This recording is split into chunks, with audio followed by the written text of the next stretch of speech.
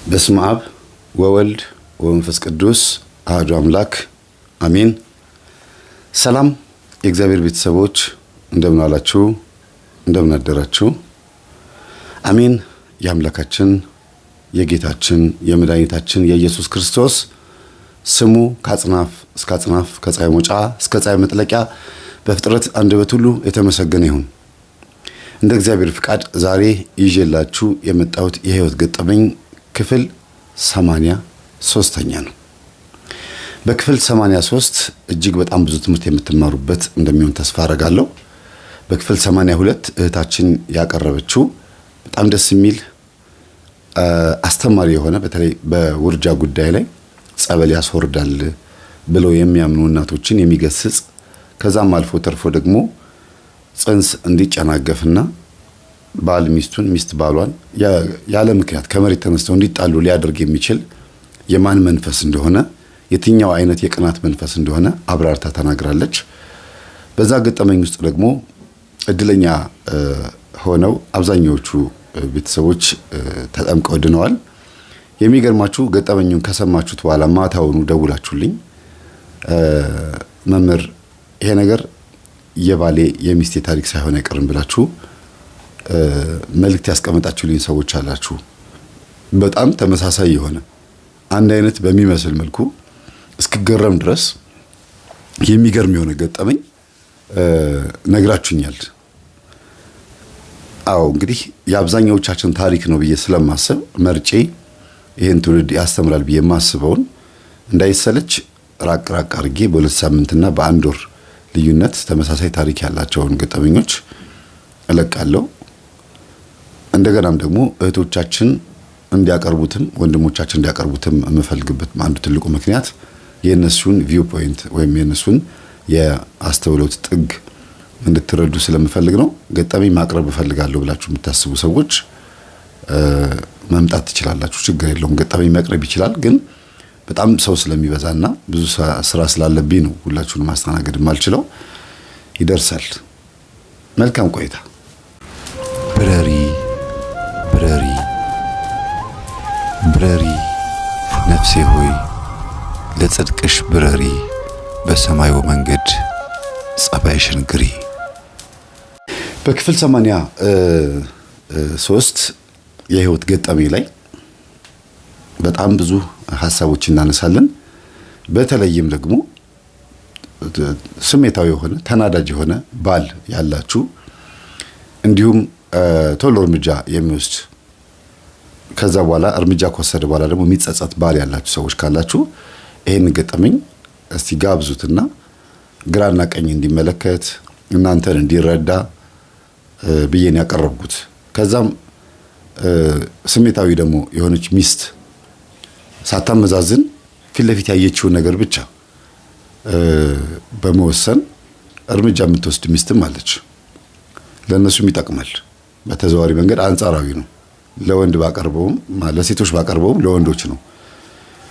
በዚህ ገጠመኝ ውስጥ ዋና ባለ ታሪካችን ባል ነው። ግራ የተጋባው ማለት ነው። ግራ የተጋባው በሚስቱ ጸባይ ነው። የሚስቱ ጸባይ በጣም ከባድ ነበረ እና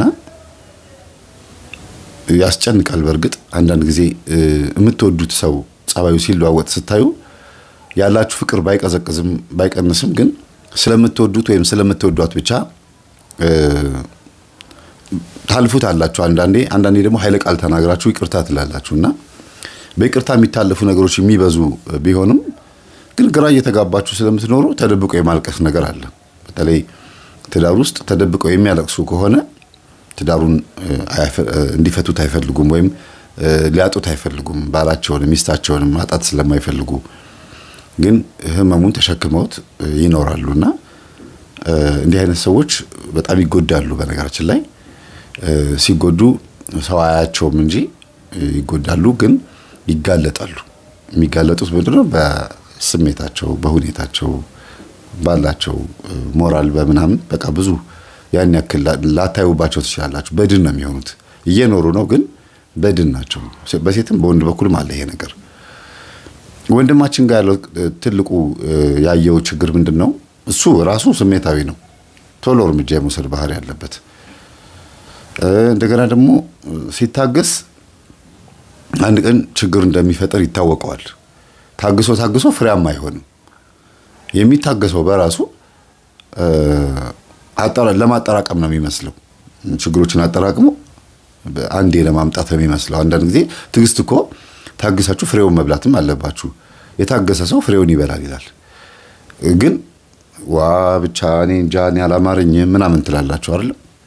እኔ በጣም እየበዛብኝ ነው ይሄ ጉዳይ ምናምን ትላላችሁ። ከዛ ልክ ከአቅም በላይ ሲሆን ጫፉ ላይ ሲደርስ ጽዋው ሲሞላ ድብልቅልቁን ታወጡታላችሁ። ያ ትዕግስት አይባልም፣ ማጠራቀም ይባላል። እንዲያውም ኃይል ጨምሮ ለመምጣት ግፋ ሁሉም ሰው 1 2 3 ብሎ የሆነ ዕቃ ለመግፋት ሁሉም ኃይል አጠራቅሞ እንደሚመጡት በውስጡም እሱ ጋር ያሉትም ከሚስቱም ከባሏም ወይም ደግሞ ከልጆቹም ከየትኛውም ፓርት ከወንድሞቹ ሊሆን ይችላል ከጓደኞቹ የሚመጣበትን ጥቃት ኃይል ያሰባስባል። አንድ ጊዜ ሲገፋው ብዙ ነገር ነው የሚያበላሸው። እና ወቅት ጠብቃ ሚስቱ በቃ አይታወቅም ግራ ይገባዋልና ምንድነው አንቺ የምትቀያየርብኝ ግራ ይገባኛል ባህሪሽ አልጨበጣለኝ ነው የሚላት። አንዴ ሰላማዊ ትሆኛለሽ፣ አንዴ ደግሞ በጣም ነጭናጫ ቁጡ ትሆኛለሽ።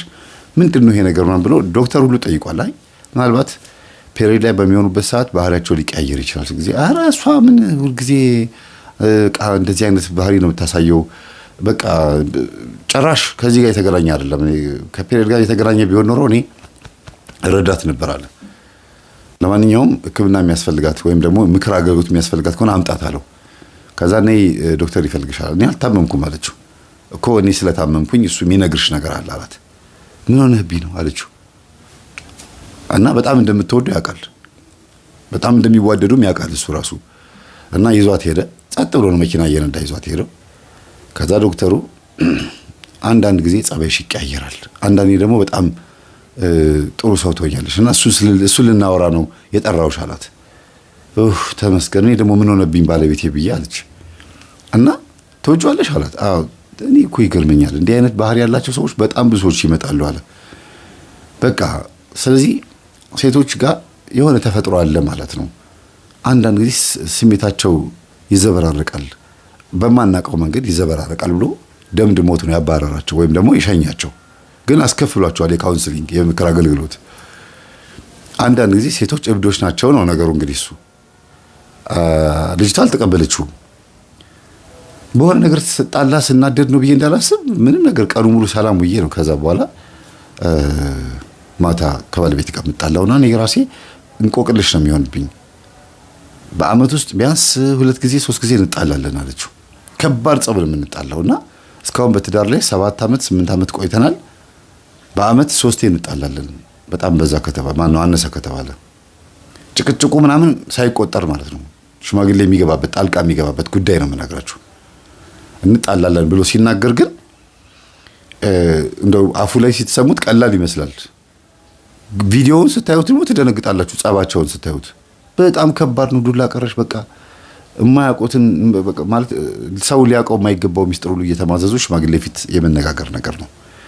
በጣም ይናደዳል እሱ። በቃ ጨዋ የሆነ ሰው ስለሆነ ማለት ያን ያክል ሰው እንዲዋረድ የሚፈልግ ሰው ስላልሆነ ሲጣሉ ሽማግሌ ፊት ገበናውን ታወጣለች።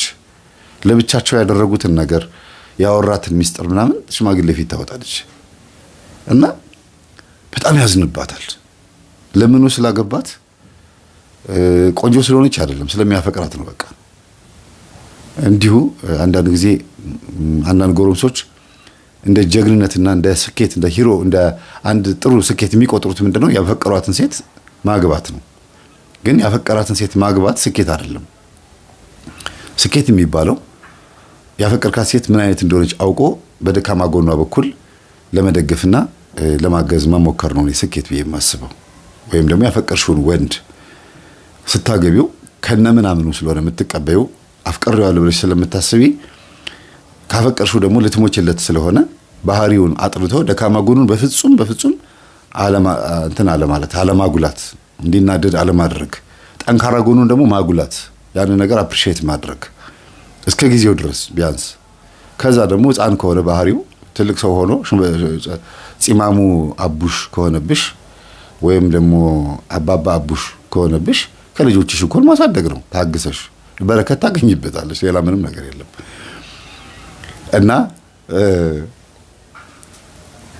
ምን ማለት እንዳለበት ግራ እየገባ ወደ ቤት መጣና ምን ይሻለናል አላት። በቃ በእናትህ እኔ አንዳንድ ጊዜ ግራ እየገባኝ ስለሆነ ዝም ብለህ ቻለኝ አለችው። እና ንግግሯ ገርሞት ኦኬ ቀላል ነው ችግር የለውም እንደፈለግሽ ሁኚብኝ አላት። እንደፈለግሽ ሁኚብኝ ግን ጥፋትሽን ማመንሽ አንድ ነገር ነው አላት። አንተም ጋር እኮ ጥፋት አለ ምናምን ብለው መንገድ ላይ ተስማምተው መንገድ ላይ እየተጣሉ መጡ። ለምንድን ነው ነገሩ የምታዞሪብኝ? እኔ ጋር ጥፋት የለም አላልኩሽም? ባህሪሽ ግን አይገለባበጥ እኔን ታረጂኝ ነው እያልኩሽ ያለሁት አላት። እና ድንገት ተነስታ ታዋርደዋለች በጓደኞቹ ፊት። ድንገት ተነስታ ታንቋሽሸዋለች። እና እቤት ውስጥ ፍቅሯን የምትገልጽልኝ የነበረችው ባለቤቴ ለምንድን ነው እንደዚህ በሰው ፊት የምታዋርደኝ? እንደምወዳት ታውቃለች፣ እንደምሞትላት ታውቃለች፣ አድርግልኝ የምትለውን ነገር ሁሉ እንደማደርግላት ታውቃለች። እና በጣም ነው የምታዝነው። የሆነ ነገር ገዛልኝ ብለው ከገዛላት እንዴት እንደምታለቅስ በጣም ነው የምትወደኝ አይደል ትለዋለች። አዎ ግን አንቺ እኔን አትወጂኝም ይላታል። አይ እኔ ፍቅሬን የምገልጽልህ የምትፈልገውን በማድረግ ነው። አንተ ደስ ያለ ነገር ጠይቀኝ። ልጆች ከሆነ የፈለግከውን ልጆች ወልድልሃለሁ። አሁን 2 ወልደናል። ከዚህ በላይ ሰው ከፈለክ 10 ወልድልሃለሁ ምናምን አይነት ነገር ቀልድ ነው የሚቀላለዱት። እና በዚህ አጋጣሚ ምን አይነት ፍቅር ሲሆኑ ምን አይነት ስሜት እንዳላቸው ልንገራችሁ። እንደሚያስቅ ነገር ነው። በእርግጥ መምህር እንዴት እንደዚህ ትናገራለህ እንዳትሉኝ። ቴሌቪዥን አብረው እያዩ ለምሳሌ ነው ብላችሁ ያደረጉትን ሳይሆን ይሄንን ምሳሌ ይዛችሁ ምን አይነት ባልና ሚስት እንደሆኑ እንድትረዱ ስለምፈልግ ነው። በጣም ፍቅር ሲሆኑ የሚያወሩት ቋንቋ ይሄ ሊሆን ይችላል ብላችሁ ወሰዱትና ቴሌቪዥን አብረው እያዩ ምግብ አብረው እየበሉ ሴት ልጅ መቼም ኪችን ትመላለሳለች አይደለም ድስት ጥዳ ምናምን እና የሚያዩትን ፊልም እንዳያመልጣት አቆምልኝ አንድ ጊዜ እንዳያመልጠኝ ትላለች። ምኑን ነው ማቆምልሽ ምናምን ብሎ ይላታል። ውይ እንደው አንተስ ነገር ታዞራለህ እንደው ማታ የምትፈልገው ነገር አሁን በቃ ባሽሙር ነው የምትናገረኝ አይደል ምናምን አይነት ነገር ገባችሁ አይደል አማርኛ። እና ይቅርታ ግን ለምናገረው ነገር ያው ቀልድ ነው እንደ ቀልድ ሰሩት። ይሄንን ቃላት በመነጋገር ነው ፍላጎታቸውን የሚገላለጹት። እና ግን ሲጣሉ ደግሞ ይሄንኑ ሐሳቡን ማለት ነው እንደምን ተወስደዋለች? ግልጽ አርጎ አይጠይቀኝም፣ በሽማግሌ ፊት ማለት ነው። ግልጽ አርጎ አይጠይቀኝም፣ ግልጽ አርጎ አያናግረኝም። የሆነ ጥፋት ካየብኝ በጣም ነው ከባድ ምትም ይመታኝ ነው ትልቁ ችግሩ። እሷ የሰለቻትን የመረራት ያ ነውና እሱ ደግሞ በቃ ይቅርታ እኔ እሱ ነገር እኔ እንዴት አድርጌ ማቆም አልቻልኩም በቃ ምናምን ይላል። አልቻልኩም።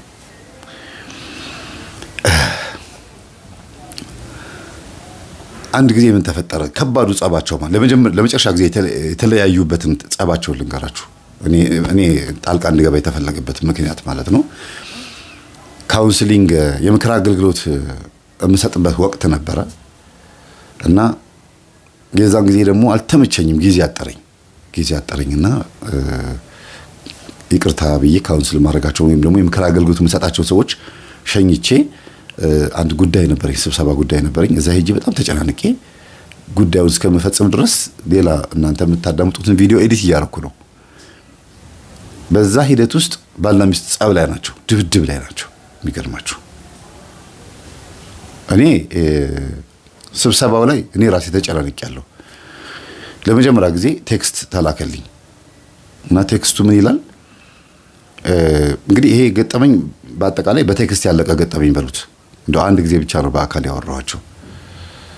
መምህር ከባለቤቴ ጋር በጣም ከባድ ችግር ውስጥ ነኝ። ትምህርትህን እንዳዳምጥ የጋበዘኝ ጓደኛዬ ነው። ለመጨረሻ ጊዜ የተለያየ ነው በቃ አሁን ነው። መለያየት የነበረብን ግን ገና እንደተገናኘን ነበረ። ዝም ብዬ አፈቀርኳት ሳላውቃት ነው ያገባኋት። ማፍቀሬን እወደዋለሁ ምናምን እያለ ይጽፋልና እንትኑ ስለሰለቸኝ ስብሰባውና የነበርኩበት ቦታ በጣም የሚያስጠላ በቃ ደስ የማይል ስሜት የማይስብ ስለሆነ ኮሜንቱ ሳበኝ። ከዛ እኔም በኮሜንት እዛው የ2 ሰዓት ከምናምን ስብሰባ ስለሆነ በኮሜንት መለስኩለት። መምህር በጣም ነው የማመሰግነው፣ ጓደኛዬ እኮ አትገኝም፣ ኮሜንት ከመለሰልህ ነው እስቲ ሞክር ብሎኝ ነው እኮ ለማንኛውም ላግኝ አለኝ። አይ እኔ አሁን ስብሰባ ላይ ነኝ ያለሁት በደንብ ግለጽልኝ ሐሳብህን በቮይስ ላርግልህ አለኝ። አይ ስብሰባ ውስጥ ነኝ በጽሁፍ አድርገው አልኩት። ባለቤቴ ጸባዩ ይቀያየርብኛል እና አሁን ደብድቢያት ተለያይተን ያለነው ጓደኛዬ ጋር ነው ያለሁት። ቅጥቅጥ አርጊያት ፊቷን አበላሽቻለሁ በትኩስ ወጥ ፊቷን አበላሽውታለኝ። ምን ማለት ነው አልኩትና በደንብ አርጎ አብራርቶ ነገር ምንድን ያደረገው በኋላ ስሰማ ዘመዶቿ ሲመጡ አሪፍ ጾም ቢሆን እንኳን ራሱ ቀይ ስር፣ ድንች፣ ምስር ወጥ ምናምን የተለያየ ምግቦች ታቀርባለች እና እሱና ቤተሰቦቹ ሲሆኑ ግን ወይም እሱ ማታ ሲገባ ግን ታዳላለች ነው የሚለው እሱ እና ጥሩ ነገር አታቀርብልኝም የሆነ ውርውር አድርጋ ነው የምታቀርበው። ይሄ ግን አልፎ አልፎ የሆነ ወቅት ላይ ነው እንደዚህ አይነት ባህሪ የምታሳየው። በጣም በምንጣላበት ሰዓት ልመታት በተዘጋጀው በትግስቴን በጣም በምቆጣጠርበት ሰዓት ላይ ነው እንደዚህ የምታደርገኝና በጣም ከባድ የሆነ ትራውማ ውስጥ ትከተኛለች። ከዛ ጣላታለሁ አለ። ለምን እንደዚህ የምታደርገው አስቤዛ በቂ ገንዘብ አሰጣትም በየጻፍኩለት ኦር እንደኔ አስቤዛ ገንዘብ የሚሰጣት የለም ከሰጣዋት ተጨማሪ ራሱ ይሄ ያስፈልግሽ ከሆነ ልብስ ግዥበት ጫማ ግዥበት እያልኩሉ ሰጣታለሁ። እና ምን አርጋህ ነው ታዲያ ምን አርጋሃት ነው እንደዚህ የምታደርገው? ምናልባት ከባለቤት ጋር ደስተኛ ያልሆንክበት ጉዳይ አለ አልኩት። በዛ ነገር ስሜት እየገለጸች እንዳይሆን ፍላጎቷን እየገለጸች እንዳይሆን አልኩት። ኖ እንደኔ የሚያስደስታት ሰው የለም። በቃ በአጠቃላይ ምንም አይነት ነገር አሳጥቻት አላቅም። በእኔ ደስተኛ ናት። እና እንዴት ነው እንደዚህ የምታደርገው? ላንተ ይሄንን ነው የሚገባህ አልኩት። እባክህን መምህር እኔም ግራ የገባኝ ይሄ ነው እና ፍቅራችንም ሆነ ጸባችን በአመት 2-3 ግራ ገባኛል። ለማንኛውም አልኩት ገብቶኛል ግን እስከምንገናኝ ድረስ እና ጉዳይን እስከምጨርስ ድረስ ባለቤትህ ጋር ያለውን ጉዳይ ለማወቅ ዘመዶቿ ጋር ሄድና ጠይቃቸው አልኩት። ምን ጠይቃቸው አለኝ። በቴክስት ነው የምናወራው ባይዘው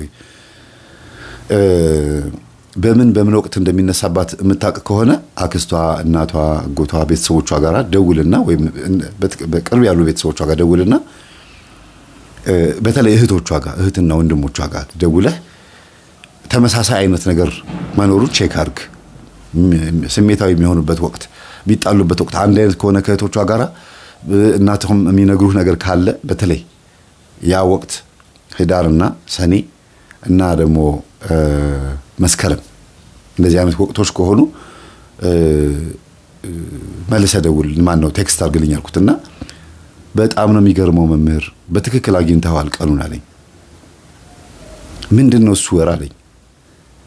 አንደኛ እነዚህ ወራት ምልክት የሚያሳዩ ሴቶች ምልክት የሚያሳዩበት ወራት ነው።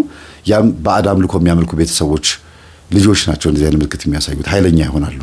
በፊት ግብር ይገበርበት የነበረ መንፈስ ይኖራል አልኩት እና እኔ ይሄ ነገር አላምንበትም ነበር አልቀበለውም ነበር።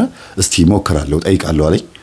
ከዛም ጎን ለጎን ደግሞ የተወለደችበትን ቀን የምታውቀው ከሆነ ወሩን የምታውቀው ከሆነ በዛ ቀን ግባና ያንን ኮከብ ኤውና ንገረኝ። ከዛ ኮከቡ ላይ ያለውን መንፈስ እኔ እነግርሃለሁ ምን አይነት መንፈስ እንደሆነ ምን እያደረጋት እንደሆነ እኔ እነግርሃለሁ አልኩት። ከዛ ሁሉ ነገር በአንድ ሰዓት ውስጥ ጨርሶ ልክ እኔ ከስብሰባው ስወጣ ቴክስት አደረገልኝ። አሁንም ታክሲ ውስጥ ነኝ ማውራት አልችልም። ታክሲ ውስጥ ሆኜ አጠገቤ ብዙ ሰው ነው ያለው። ያው እኔ በብዛት በታክሲና በትራንስፖርት ስለሆነ የሚሄደው አይመችምና በቴክስት ቀጠልኩለት። ምን አሉ አክስቷ እኮ እንደዚህ ያሉኝ ብሎ ጻፈልኝ። ምንድነው ያሉ? እናቷ የሉም በህይወት አባቷ በህይወት አሉ እና አክስቷ ምንድነው የሚሉት አባትየው ጆሮአቸው ስለተደፈነ ምን እንደምል አይሰሙም። አይናቸውም ትንሽ እየጋረዳቸው ነው። በጣም ከባድ ችግር ውስጥ ናቸው። እና አክስትየዋ ግን ያለችኝ ሳቀች። በጣም ከባድ ሳቀችና አንተም ጋር ገጠመ ሆይ ተጣልታ እሷም ወደ አባቷ ገባች? አዎ 4 ሆነዋል። አሁን አንድ ቤት ውስጥ ነው ያሉት። 4ቱም ተጣልተው አንድ ላይ ናቸው። በአመት እኮ 3 ጊዜ ወይም 2 ጊዜ የግድ ነው ተጣልተው ወደ ቤታቸው የሚሰባሰቡበት ሰዓት ነው። አባትየው እሺ መጣችሁ ብሎ ነው የሚቀበላቸው። የዛሬ 3 አመት ነው 4 አመት እንዲያው ገጠመኝ አቅርቤላችሁ ነበር እና መጣችሁ ይላሉ። ከዛ ይገርማቸዋል። አባትየው ዝም ነው የሚሉት። ለምን ችግሩ የማን እንደሆነ ያውቃሉ። እና ይመጣሉ። ባሎቻቸው ጋር አይደውሉም ምንም አይሉም። ቀኗ ስታልፍ ሳምንቷ ስታልፍ እንደገና መልሰው ወንዶቹም ሴቶቹም ተጸጽተው ደግሞ መልሰው ነገር ትዳራቸው ላይ ይታረቃሉ እና ግርም ይላቸዋል። አባትየውም ይገርማቸዋል፣ ልጆቹም ይገርማቸዋል። እና ይኸው 7 ዓመት 8 ዓመቴ እንደዚህ ነው ያለነው። እንጣላለን፣ እንታረቃለን፣ ግራ ገብቶኛል ብሎ ስለጻፈልኝ ነውና በላው ሚስትህን ሄደና አምጣት ወደ ቤት ቀጥታ አባትየው ሄደና አምጣትና ገብቶኛል፣ ችግሩም እንደሆነ ገብቶኛል፣ ነይ ብለህ አምጣትና ከዛ በኋላ እደውልልሃለሁ አልኩት። እሺ አለ። ታዛዥ ነው በጣም። ከዛ መልሶ ደግሞ ኮከቧን ደግሞ አዳመጥኩት። ኮከቧን አኳሪየስ ነው። አኳሪየስ ከጥር 15 እስከ የካቲት 15 ይመስለኛል። እና አኳሪየስ ደግሞ ባህሪ ያላቸው ሰዎች በጣም ዝነኛ ፌመስ ናቸው። ንግግራቸው ተደማጭነት እንዲኖሩ ይፈልጋሉ። በሰዎች ዘንድ ተናጋሪ ሆነው ንግግራቸው ተደማጭ ነው ደግሞ መሆን ይፈልጋሉ። እንደገና የሚፈልጉትን ደግሞ ያገኙታል ይሆናሉ። በፍጹም በዛ ባህሪ ውስጥ ያሉ ሰዎች አይረቱም፣ አይሸነፉም። ከተሸነፉም ከተረቱም ደግሞ ድጋሚ ያሸነፋቸውን ሰው ማግኘት አይፈልጉም። ችግራቸውን ሰው እንዲያቀባቸው አይፈልጉም። በጣም የሚጠሉት ባህሪ ደግሞ የሚገርማችሁ ብቸኛ መሆን ይጠላሉ። ክህደትን፣ ቃል ማፍረስን ይጠላሉ። ጭቅጭቅን ይጠላሉ። እንደገና ደግሞ አብዝቶ መመገብን ከዚህም አልፎ ደግሞ ብቻ ምድራዊ የሆኑ ሐሳቦች ላይ ብዙም አያተኩሩም። ቀድመው ወደፊት 10 ዓመት 40 ዓመት 50 ዓመት ያሉትን ነገሮች ለማየት ጥረት ያደርጋሉ። መተንበይ ነገር ላይ ወደ ኋላም ሄድ ብለው ደግሞ ያለፉትን ዘመናት ቼክ ለማድረግ ይሞክራሉ። አኳሪየስ እንግዲህ የሚላችሁ ባላምንበትም እንግዲህ እኔን አላምንበትም። ይሄንን ያደረገው ለምን እንደሆነ በኋላ ነግራችኋለሁ። ከዛ ደለዊ ንፋስ ይለዋል በግዕዙ ደለዊ ንፋስ ብሎ ምክንያቱም አስተሳሰብ ላይ ስለሆነ በብዛት የአኳሪየስ ሰዎች ሐሳብ ላይ ነው የሚያተኩሩትና በጣም ምጡቅ የሆነ ለየት ያለ አስተሳሰብ አላቸው ተብሎ የሚታሰቡት እና የማይገናኝ የሆኑ ነገሮችን አንዳንድ ጊዜ ሊያወሩ ይችላሉ። ማለት የማይገናኝ ማለት ከተማ ውስጥ እጅግ በጣም ቀበጥ የሚባሉ የሀብታም ልጆች መካከል ለነሱ የማይመጥን ነገር በተነግሯቸው አንፈልግም ወጣል ምናምን ብሎ እንደሚሉት ተቃራኒ የሆነ ነገር እንዲሁም ገጠር ደግሞ ገብቶ ወይም በጣም ጨዋ የሚባሉ ማህበረሰቦች ጋር ገብቶ ለነሱ የማይመጥናቸው ነገር ጋር ሄዶ ደግሞ ተቃራኒ የሆኑ ነገሮችን ተናግሮ እነዛ ሰዎች ግራ ማጋባት ሊያጋባ የሚችል ነገር ይናገራል። ለሱ የሚመስለው ምንድነው? ለነዛ ሰዎች አዲስ ዕውቀት የመመገብ ነገር ነው የሚመስለው። እነዛ ሰዎች ግን ሳይገባቸው ምናልባት ሊደናገሩበት ይችላሉ። ይሄ ሁሉ ምንድነው? በአኳሪየስ ሰዎች ላይ የሚገለጽ በተለይ ከጥር 15 እስከ የካቲት 15 አንዳንዴ ከጥር 13 እስከ የካቲት 12 ድረስ ይነበባል ይላሉ። ይሄ አሁን እንግዲህ በዚህ ወር ውስጥ ያሉ ሰዎች የተወለዱ ሰዎች ባህሪያቸው እንደዚህ እንዲሆን ያደረገው ማን ነው? እውነት እግዚአብሔር እንደዚህ አይነት ባህሪ ቀድሞ ከሰጠንና እግዚአብሔር የሰጠን ጸባይና ባህሪ ከሆነ እየበደልን ነው ማለት ነው። እግዚአብሔር እየጨቆንን ነው። በቃ ትንቢት ተናጋሪዎችን በዚህ ወር ውስጥ ብቻ ነው አርጎ የፈጠራቸው። ዓለምን እንዲያውም ምን ይባላል 70% አብዛኛው 70% የሚባሉት ሰዎች አኳሪየስ ናቸው ተብሎ ይገመታል። አርቲስቶች፣ ፌመስ የሆኑ ሰዎች፣ ዝነኛ የሆኑ ሰዎች፣ ተጽዕኖ ፈጣሪዎች አኳሪየስ ናቸው ተብሎ የሚገመተውና ለምንድን ነው ይሄ መዘርዘር ያስፈልገው? እቺ ልጅ አኳሪየስ ናት ሚስቱ ማለት ነው። ይሄን ነገር አይተህባታል ወይ ብዬ ስለው ፌል ያረግባታል እንጂ አዎ አይባታለሁ አለኝ። ምንድነው ፌል የሚያረግባት ስለው በጣም ዝነኛ መሆን ትፈልጋለች። በቲክቶክ ብዙ ነገሮችን ለመቀለድ ትሞክራለች። እንዲያውም ቲክቶክ ላይ ሁሉ ቪዲዮ ትለቅና አለ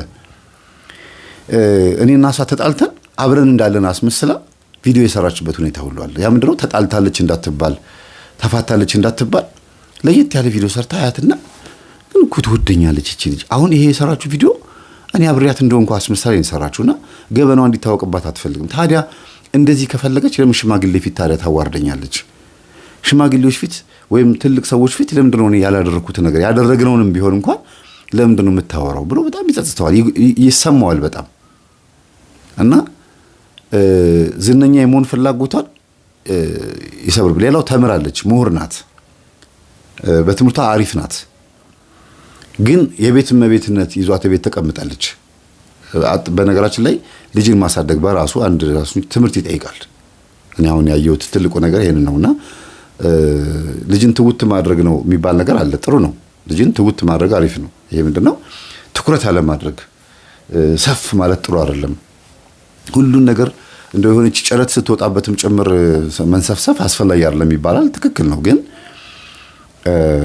ጊዜው በጣም አስቸጋሪ ስለሆነ ወቅቱ በጣም ከባድ ስለሆነ ልጆች ላይ ትኩረት አድርጎ እንዴት ማድረግ እንዳለበት አይምሮ ላይ መስራት በጣም ትልቅ ነገር ነውና ልጆቿ ላይ አይምሮአቸው ላይ ለምትሰራው እንዲያዩ የምትመርጥላቸው ቪዲዮዎች እንኳን ራሱ ይገርም ነው። ይሄን አሳሰባን ያደንቅላታል። እና አንዳንድ ቀን ሰላም በሆኑበት ሰዓት ላይ ይሄንን አሳሰብሽን ለምን ወደ ህዝብ ማታካፊው ብዬ ስነግራት ይሄን ይባል እንደዚህ እንደረክ ትፈልጋለህ እንዴ ቲክቶክ ላይ እንደወጣ ምናምን ትፈልጋለህ? እኔ እኮ እንዳይደብርህ ብዬ እኮ ነው ባለትዳር ሆና እንዴት እንደዚህ ትቀብጣለች ምናምን እንዳልባል ነው እንጂ ከፈቀድክልኝ ችግር የለውም ብላ እኔ ነኝ ያስጀምርኳት አለ። እና በጣም ደስ ብሏት በቃ ዝነኛ ኮሜንቶች ታነባለች። ዝነኛ በመሆኗ በጣም ደስ ይላታል። ሰዎች የሚሰጧትን ኮሜንት በጣም ነው የምትወደው። መጥፎ ኮሜንት 100 ሰዎች ምናምን አሪፍ ኮሜንት ሰጥተዋት አንድ ሰው ወይ ሁለት ሰው የሚያስጠላ ኮሜንት ከሰጣት ለዛ ሰው በቃ 10 ጊዜ ስትጻጻፍ ነው የምትውለው። በቃ እንዴት እንደዚህ ይለኛል ብላ እና የበታችነት ስሜት እንዲሰማት አትፈልግም። እንደዛ እንዲሰማት የሚያደርጋትን ነገር በፍጹም ብትጋፈጠው አትፈልግም። እና አኳሪየስ የሚባለው ተጽዕኖ እንዳለባት ሲያቅ ምንድነው ማድረግ ያለብኝ አለ። ይሄ የዛር መንፈስ አይነ ጥላ ይባላል። እና ይሄን መጽሐፍ ውሰድ ብዬ በሰው አስለኩለት። በሞተረኛ መጽሐፌን አደረስኩለት። በስልክ አንድ ያወራን ከሳምንት በኋላ ሚስትህን አመጣት? አዎ። ምን ጀመርክ? ከሱቅ ስዕል ወስጄ ጸሎት ክፍል ሰራሁኝ። ራሴ ሰራሁት አለ። ጎበዝ ነው በነገራችን ላይ መሐንዲስ ነው። እንትን ፈርኒቸር በጣም ጎበዝ ነውና ቤቱን ቆንጆ አርጎ ሰራ። አሪፍ አርጎ አሳመረው። የሚገርም ነው። ቤተ መቅደስ ነው የሚመስለው። በቃ ባለ 3 መኝታ ኮንዶሚኒየም ነበር የሚኖረው። በቃ መኪና ውስጥ የምታዩት ስዕል ነው። ተቀየረ። መስገድ መጸለይ ጀመረ። ጓደኛው ራሱ ደወለልኝ። ምን አይነት በቃ እንዴት አይነት ነገር ነው በቃ የነገርከው አለኝ። እኔ ድንገት ነው በቃ የምትጣላበትን ሰዓት ንገረኝ አልኩት። የምትጣላበት ሰዓት ከ12 ሰዓት በኋላ ነው። እሺ ቀኑ ምን ቀን ነው? ቀኑ እንኳን ሰንበት ቀን ነው። እሺ ወሩ ምን ወር ነው? በዚህ በመስከረም በህዳርና በሰኔ ወር ነው ስለው አዎ በዛ ቀን ነው የምንጣለው አለ። እነዚህ ወራቶች እናትና አባቷ ግብር የሚያቀርቡበት ወራት ነበረ ብዬ ነው የነገርኩት። እናትና አባቷ ለመናፍስት በተለይ እናቷ ላይ ያለው ዛር መንፈስ በጣም ከባድ ነበር። እናትየው ግን ይሄ ዛር መንፈስ እንዳለባቸው ልጆች እንዲያውቁ አይፈልጉም። ብዙ ጊዜ ልጆች ትምህርት ቤት በሚሄዱበት ሰዓት ዘመድ ጋር ሲሄዱ ምናምን ነው መንፈሱ የሚነሳው። ያልነገርኳችሁ ከዚህ በፊት አንዳንድ እናቶች ለሚታይ ባህሪ ልንገራችሁ። እቤታቸው የዛር መንፈስ እንዳለባቸው እንዳይታወቅ አክስት እህት ቤት፣ ወንድም ቤት ወይም የልጆቹ አክስትና አጎት ቤት ማለት ነው በመሄድ እዛ አጓርተው አስካድመው ቡና ተጠጥቶ ተፈልቶ ምናምን ፈርደው ምን ብለው ወደ ቤታቸው የሚመጡ አሉ፣ ልጆች እንዳያውቁ ተብሎ። አንዳንድ ልጆች ደግሞ ያክስት አጎት ልጆች ደግሞ አረ እናታችሁ እኛ ቤት መጣ እኮ ትጮሃለች ታጓራለች ብለው ደግሞ ይነግሯቸዋል አንዳንድ ልጆች። እና እነዚህ ልጆች ስለ ቤተሰባቸው ምንም የሚያውቁት ነገር የለም። ስለ አባታቸው ስለ እናታቸው በሽታ እንጂ ስለ በሽታው ምክንያት አያውቁም። የአባታቸው አይን መታወር ስላቸው በቃ ማየት አይችሉም። ዝም ብሎ ብርሃን ነው የሚታያቸው እንጂ የሆነ ሰው ሲመጣ ጥላ ነው ውልብ የሚልባቸው። ማን ይሁን ምን ይሁን አያውቁም። በድምፁ ወንድና ሴት ይለያሉ። ከዛ ውጪ ጆሮአቸው አይሰማም፣ ተደፍኗል ማለት ነውና እጃቸውን ወደ ምግብ አቅርበውላቸው ምግቡን ወደ አፍንጫቸው አስጠግተው እንዲሸታቸው አድርገው ነው ምግብ ሰዓት እንደደረሰ ነግሯቸው የሚበሉት። ሰውየው ደግሞ መናገር ሲፈልጉ እርቦኛል ብሎ ይናገራሉ። አንደበታቸው አልተዘጋም። ጆሮና አይን ከባድ ነው በነገራችን ላይ። አንደበት ካልተዘጋ ደግሞ ቢያንስ ሐሳባቸው መግለጽ ይችላሉ። አመመኝ፣ ልተኛ፣ ሽንት ቤት ልግባ፣ እርቦኛል ማለት አንድ ነገር ነው። አንደበት ሲዘጋስ አስቡት። ማውራት አይችሉም፣ ማየት አይችሉም፣ መስማት አይችሉም። በጣም ከባድ ነው። ምንድነው ማድረግ ያለባቸው? አፍንጫ ብቻ ነው የሚሰራው። አፍንጫ ያው ምግብ ሲሸታቸው እጃቸውን ወደ ምግቡ ሰደድ ያደርጋሉ፣ ይበላሉ። እና እኛ አባት ግን አንደበት አላቸውና ሊናገሩ የሚፈልጉት ነገር አለ፣ ግን ይጨነቁብኛል፣ ደግሞ ሌላ ችግር ይገጥማቸዋል ብለው አስበው ዝም ብለዋል። እና ልጁ ሚስቱን በጸሎት ካተጋት በኋላ ቁጭ አድርጎ ነገራት። ይኸውልሽ ይሄንን የሄድኩት ወይም ደግሞ ነይ ብዬ ወደ ቤት ያመጣሁሽ ስለምወድሽ ብቻ አይደለም ስለማዝንልሽም ጭምር ነው። አንድ ሰው አንድን ሰው ካፈቀረና ከወደደ ያዝንለታል፣ ይንከባከበዋል፣ ደካማ ጎኑን ይችላልና በጣም ይቅርታ አድርግልኝ አላት። ያጠፋው ጥፋት ምን እንደሆነ ታውቃላችሁ? ቅድም የጀመርኩላችሁ ልቀጥልላችሁና እናቱ ሲመጡ ያቀረበችውን ሽሮ አይቷል። እንደገና ደግሞ ማታ ከስራ ሲገባ ያቀረበችውን ምግብ አየ እና በጣም ተናደደባት። ትኩስ ሽሮና ትኩስ ምስር ነው የቀረበው፣ ግን ፍስግ ነው። በፍስግ ጊዜ ነው። በግ ተገዝቷል። በግ አለ፣ ስጋ አለ፣ ምንም የተቸገረ ነገር የለም ቤት ውስጥና ብድግ አድርጎ ትሪውን መጀመሪያ መታት፣ ደበደባት። እንዴት ታያለሽ ብሎ መታትና ሶፋ ላይ ስትወርቅ ትሪውን አነሳና ወጡን፣ ትኩስ ወጡ ፊቷ ላይ እንደዚህ አድርጎ አሻው። በቃ በእንጀራው ቡርክት አደረገባት። መጨረሻ ጊዜ በቃ የተናደደችው በዚህ ነው። እሷ ላይ ያለው የአኳሪየስ መንፈስ ደግሞ አዛሩ ማለት ነው። አብሮ ተወልዶ ያንን ወር ሆኖ የሚሰራው መንፈስ ማለት ነው። በዛ ወር ሆኖ የሚሰራው መንፈስ ባሏን ያውቀዋል። ብዙ ጊዜ በኮከብ አይተው የሚጋቡ ሰዎች አሉ። ባይዘው አኳሪየስ የሆኑ ሰዎች ማግባት ያለባቸው ተብሎ የሚታሰበው ሊዮ የሚባለው ኮከብ ነው። ሊዮ የሚባለው ኮከብ ደግሞ ተማችና ተደባዳቢ ነው። በጣም ኃይለኛ ድብድብ የሚወድ ነው። እርምጃ ይወስዳል። ስሜታዊ ነው፣ ግን ሟች ነው፣ አፍቃሪ ነው። የሚገርመው ነገር ይሄ ነው። በጣም የሚገርም ባህሪ ነው ያላቸው ሊዮ። ድሃ ይወዳሉ፣ አፍቃሪ ናቸው። እጅግ በጣም የሚገርም ባህሪ ነው ያላቸው፣ ግን ስሜታዊ ናቸው። ቶሎ እርምጃ የመውሰድ ባህሪ ያለባቸው እና እሱ ላይ ያለው መንፈስ ያወቀው በኋላ የእሷን አጥና ስለው ነው። እሱ ያለው መንፈስ ሲያየው ያስተሳሰረ ለካ እሱ ነው። እንዴት ታዲያ የማይፈልግ ከሆነ ሰይጣን እሷ እንድታገባ የማይፈልግ ከሆነ እኔ እንዴት እንዳገባ ተፈለገ ብሎ ቴክስት አደረገልኝና ደወልኩለት። ማታ 6 ሰዓት ነበር፣ ለሊት 6 ሰዓት ነበርና ይኸውልህ አንተ አሁን ጎበዝ ሆነሃል። የራስህን ኮከብ ማየትህ ራሱ በጣም ትልቅ ጀግንነት ነው። ምክንያቱም ኮከብህን አይተህ አንተ ላይ ያለው መንፈስ ለማወቅ ጥረት ማድረግህ ራሱ በጣም የሚገርም ነውና አንተ እንድታገባ የማትፈልግ ሴት ዛር መንፈስ እንዳለችብህ ነው የምረዳው። ምክንያቱም ኮሜንት አድርጎልኛል። ለሊት መታ የምትገናኘኝ መንፈስ አለች ብሎኛል። ያቺ መንፈስ ደግሞ ሌላ ሴት እንዲያገባ ስለማትፈልግ እሷ ሚስት ሆና መቀጠል ስለምትፈልግ በጣም ብዙ ሴቶችን ስታሸሽበት ነበረ እና ጎበዝ ነው፣ ይሰራል፣ ገንዘብ ያገኛል። 7ኛ ሰፈር አካባቢ ደግሞ ታውቃላችሁ በጣም ብዙ ሴተኛ ዳሪዎች ይበዛሉ ምናምን። ሄዶ ገንዘቡን የሚጨርሰው እዛ አካባቢ ላይ ነው። ብር ያገኛል፣ እዛ ይጨርሳል። ፒያሳ ይመጣል፣ ካሳንቺስ ይመጣል። ሳይፈርስ ከተማው ያኔ ሳይፈርስ ከተማው በፊት በቃ ደስ ያላትን ሴት ያለውን ሴት እያመጣ እየሳበ ብቻ ከነሱ ጋር መተኛት ነው በባህሪው። ምንድነው ያስደሰቱትን ሰዎች ያበላል፣ ያጠጣል፣ ምን ያህል ደግ ነው። የሆነ ብሉ ጠጡ ምናምን እንደዚህ አይነት ነገር አለበት በጸባዩ፣ በባህሪው፣ በማንነቱ። ይሄንን ባህሪውን ተጠቅሞ ደግሞ ሰይጣን ምን አደረገ? ብኩን አደረገው ማለት ነው። አንድ በቃ ቁም ነገር ሰራሁ የሚለው ኮንዶሚኒየም በመግዛቱ ነው። ባለ 3 መኝታ ኮንዶሚኒየም። ወደ ቁም ነገር ልምጣና እሱ ላይ ያለችው ሴት ዛሬ ነጥላ እንዲያገባ አትፈልግም። ስለማትፈልግ ምን አደረገችው? ኮከቡ ሊዮ የሚባለው ወንድ አኳሪየስ ሴት ነው ማግባት ያለበት ተብሎ ስለተጻፈ አባቱ ደግሞ ኮከብ ቆጣሪ ስለነበሩ በፊት የሱ አባት ኮከብ ይቆጥሩ ነበረ እና ያ መንፈስ ደግሞ ወደሱ ስለተጋባ ሲወልድ ከአባቱ የኮከብ ቆጠራ መንፈስ ስለገባበት ያንን ነው ተከትሎ የሚሄደው እና አኳሪየስ ሴትን ያገባው። አኳሪየስ ሴትና ሊዮ የሚባለው ኮከብ ወንድ ከተጋቡ ደግሞ ያዝ እንግዲህ ነው እና ሆን ብላ መርጣ እሷን እንዲያፈቅራት ያደረገችው ለዚህ ነው።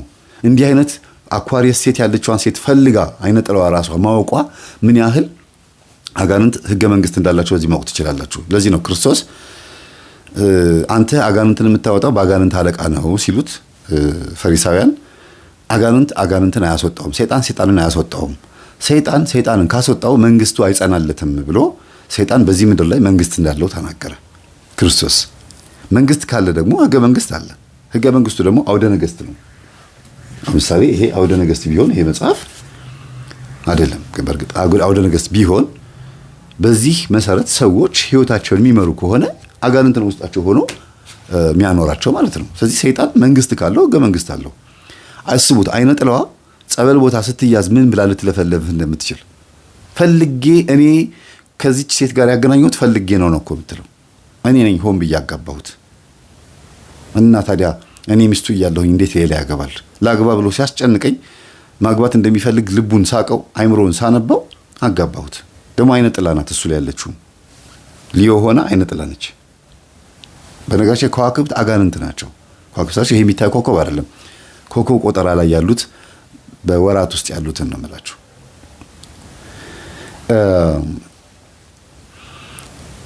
የራሱን ኮከብ ካነበበው በኋላ ምንድነው ማድረግ ያለብኝ ሲለኝ የኮከብህ ተቃራኒ ይሆን አልኩት። ተደባዳቢ ነው ሲል ታገስ፣ የምትታገሰው ደግሞ አጠራቅመ ለመማታት መሆን የለበትም ስለው በጣም ሊተሰማው በቃ እውነትን እኮ ነው። እኔ ተይ እያልኩኝ አለ ቅድም እንደነገርኳችሁ አጠራቅማለሁ ግን የሆነ ነገር ግን አንድ ቀን ከፈነዳ ግን በቃ አለቅሽም፣ እጎዳሻለሁ፣ እኔ በጣም ታግሼሻለሁ ስለምወድሽ ነው እያለ ግልጹን ይናገራል። እና እንደዛ ነበር ማረጋው። አታድርግ እንደዛ አጠራቅመህ እለፈው፣ አትያዘው፣ በቃ ተዋት። እና ደግሞ ተቃራኒ ይሁን፣ የዛ የኮከብህ ተቃራኒ ሆነ ስራ። ይናደዳል ካላ አትናደድ፣ ቶሎ እርምጃ ይወስዳል ሲል ቶሎ እርምጃ ትወስድ። ልክ ስታናደድና መጥፎ ነገር ስታይ ብድግ ብለው ጣልኩት። አኩራፊ አይነት ባህሪ ነው የሚታይብኝ እንደዛ ካርኩ ይሁን ይሻላል። ቢያንስ ሮጣ ውጣና ከዛ ዞር ብለህ ስትመለስ ነገሩን ትረሳዋለህ። ምናልባትም ተቀይራ ልታገኛት ትችላለህ። አራ ከጀመራት አንድ ሳምንት ወይ ደግሞ 1-3 ቀን 4 ቀን ነው በቃ የምትነዘንዘኝ። አስቸጋሪ ናት። እና ባህሪው ተገለጠበት። እሱ ላይ ያለው መንፈስ ምን አደረገች? አይነ ጥላዋ ማለት ነው። እሱን ነዝናዛና ጨቅጫቃ እንዲሆን አድርጋ ሚስቱ እንዲሰለቻት አደረገች። እንዲሰለቻት በመሰረቱ የተጻፈውን ነገር ነው የሆነች ያለችው መንፈሷ።